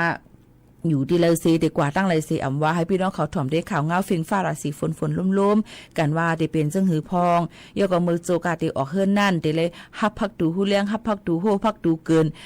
ตัวปลั๊กไฟว่าหม้อหุงข้าวว่าแก้เราจะในปีกให้เย้าตัวจ่องให้ออกเฮือนค่ะหนังหือบ่ได้รอดเพกู300,000 เปิงไก่เพก็หลุไลแวเพในนั่นค่ะพี่น้องเขาฝากไว้ปันพี่น้องเขาจึงหนังในค่ะพี่น้องเขาย้อนเพียงความกันเข้ามาแทงหลายๆโหยิ่งบวกเขาน้นหาอ่ำหันค่ะเนาะยก็ย้อนน้อมเหมียนำมังเพ่งความอันที่ย้อนมาหาอ่ำหันเนี่ยค่ะก้อยกะเด็กคัดเจอเปิดปันให้พี่น้องเขาเลยยินถ่อมจอดตู้กันกูก้นอยู่ในนั่นค่ะพี่น้องเขาค่ะเตเลยผัดยานพี่น้องเขาเมื่อกว่าก่อนเย้าค่ะนะ ส่งขึ้นมาหบมาทบจอมปอไม่ปีน้องๆเขาเทียงค่ะแต่เร็วในพี่น้องเขายังตึกถูกดีเลยฟังกันไว้ลองตั้งเป็นอันลูกดียุ่งมามาได้เป็นตั้งเป็นไข้หวัดใหญ่ตั้งเป็นไข้เลือดออกตั้งเป็นมาลาเรียตั้งเป็นสินตกกล้วยตั้งเป็นก้นขึ้นชิคุนกุนย่าตั้งเป็นตีนจ้างเจมจะในคาเนาะก็ฟังกันไว้จอมนะคะตั้งเป็นกู3 เซนปึงหนังคือเขาคาบ่ได้อำเป็นนั่นนะคะเพราะว่าให้หลีเบ้านอนในก็ติเลยนอนในสุดนะคะนะปอนอนในสุดเดียวอย่าไปปันยุ่งเข้ากันในสุดเหงาเด็กคบจูบกินเลือดเท่าเที่ยงในต้องปึงป่องไว้เนาะมันก็ทำว่าเฮานังตะละห่ำจางตัวมันเอามันตายจนเนี่ยเนาะบางบอกว่าเมื่อนั้นในมีบิโมคาโน่เนี่ยกะจอมนี่ค่ะว่ากะให้ก็ยุ่งควบกันเนี่ยเอาอินดูยุ่งควบเอาตายก็เอาตายเนาะจังพี่น้องเขาว่าแต่นี่คือค่ะเนาะกูมันเจ็บกูมันเจ็บเต็มใจเพราะเฮาอยู่นี่กินหวานได้ถึงอาศักใส่ใจไหนนี่ค่ะเนาะก็เพราะนั้นเมื่อเร็ว2เปิ้นปลาเฮ็ดวัดใหม่ค่ะไปเฮ็ดค่ะเนาะพี่น้องค่ะไปเฮ็ดทางแห่งเงินต้องไว้ก่อนในค่ะเนาะพี่น้องเขาค่ะมาลาดปันพี่น้องเขามดเสียงเหี่ยวค่ะในวันเมื่อในค่ะเนาะอย่าไปผัดยานดังสุดค่ะเนาะให้นอนในสุดเตหลอดไหลยุงครบพี่น้องเขาค่ะขอบใจถึงกูก็ที่ไปเข้ายามมีกะขันมาถอมจอมปลาหมูขาวโน้นตีในค่ะเนาะผัดยันพี่น้องเขามือ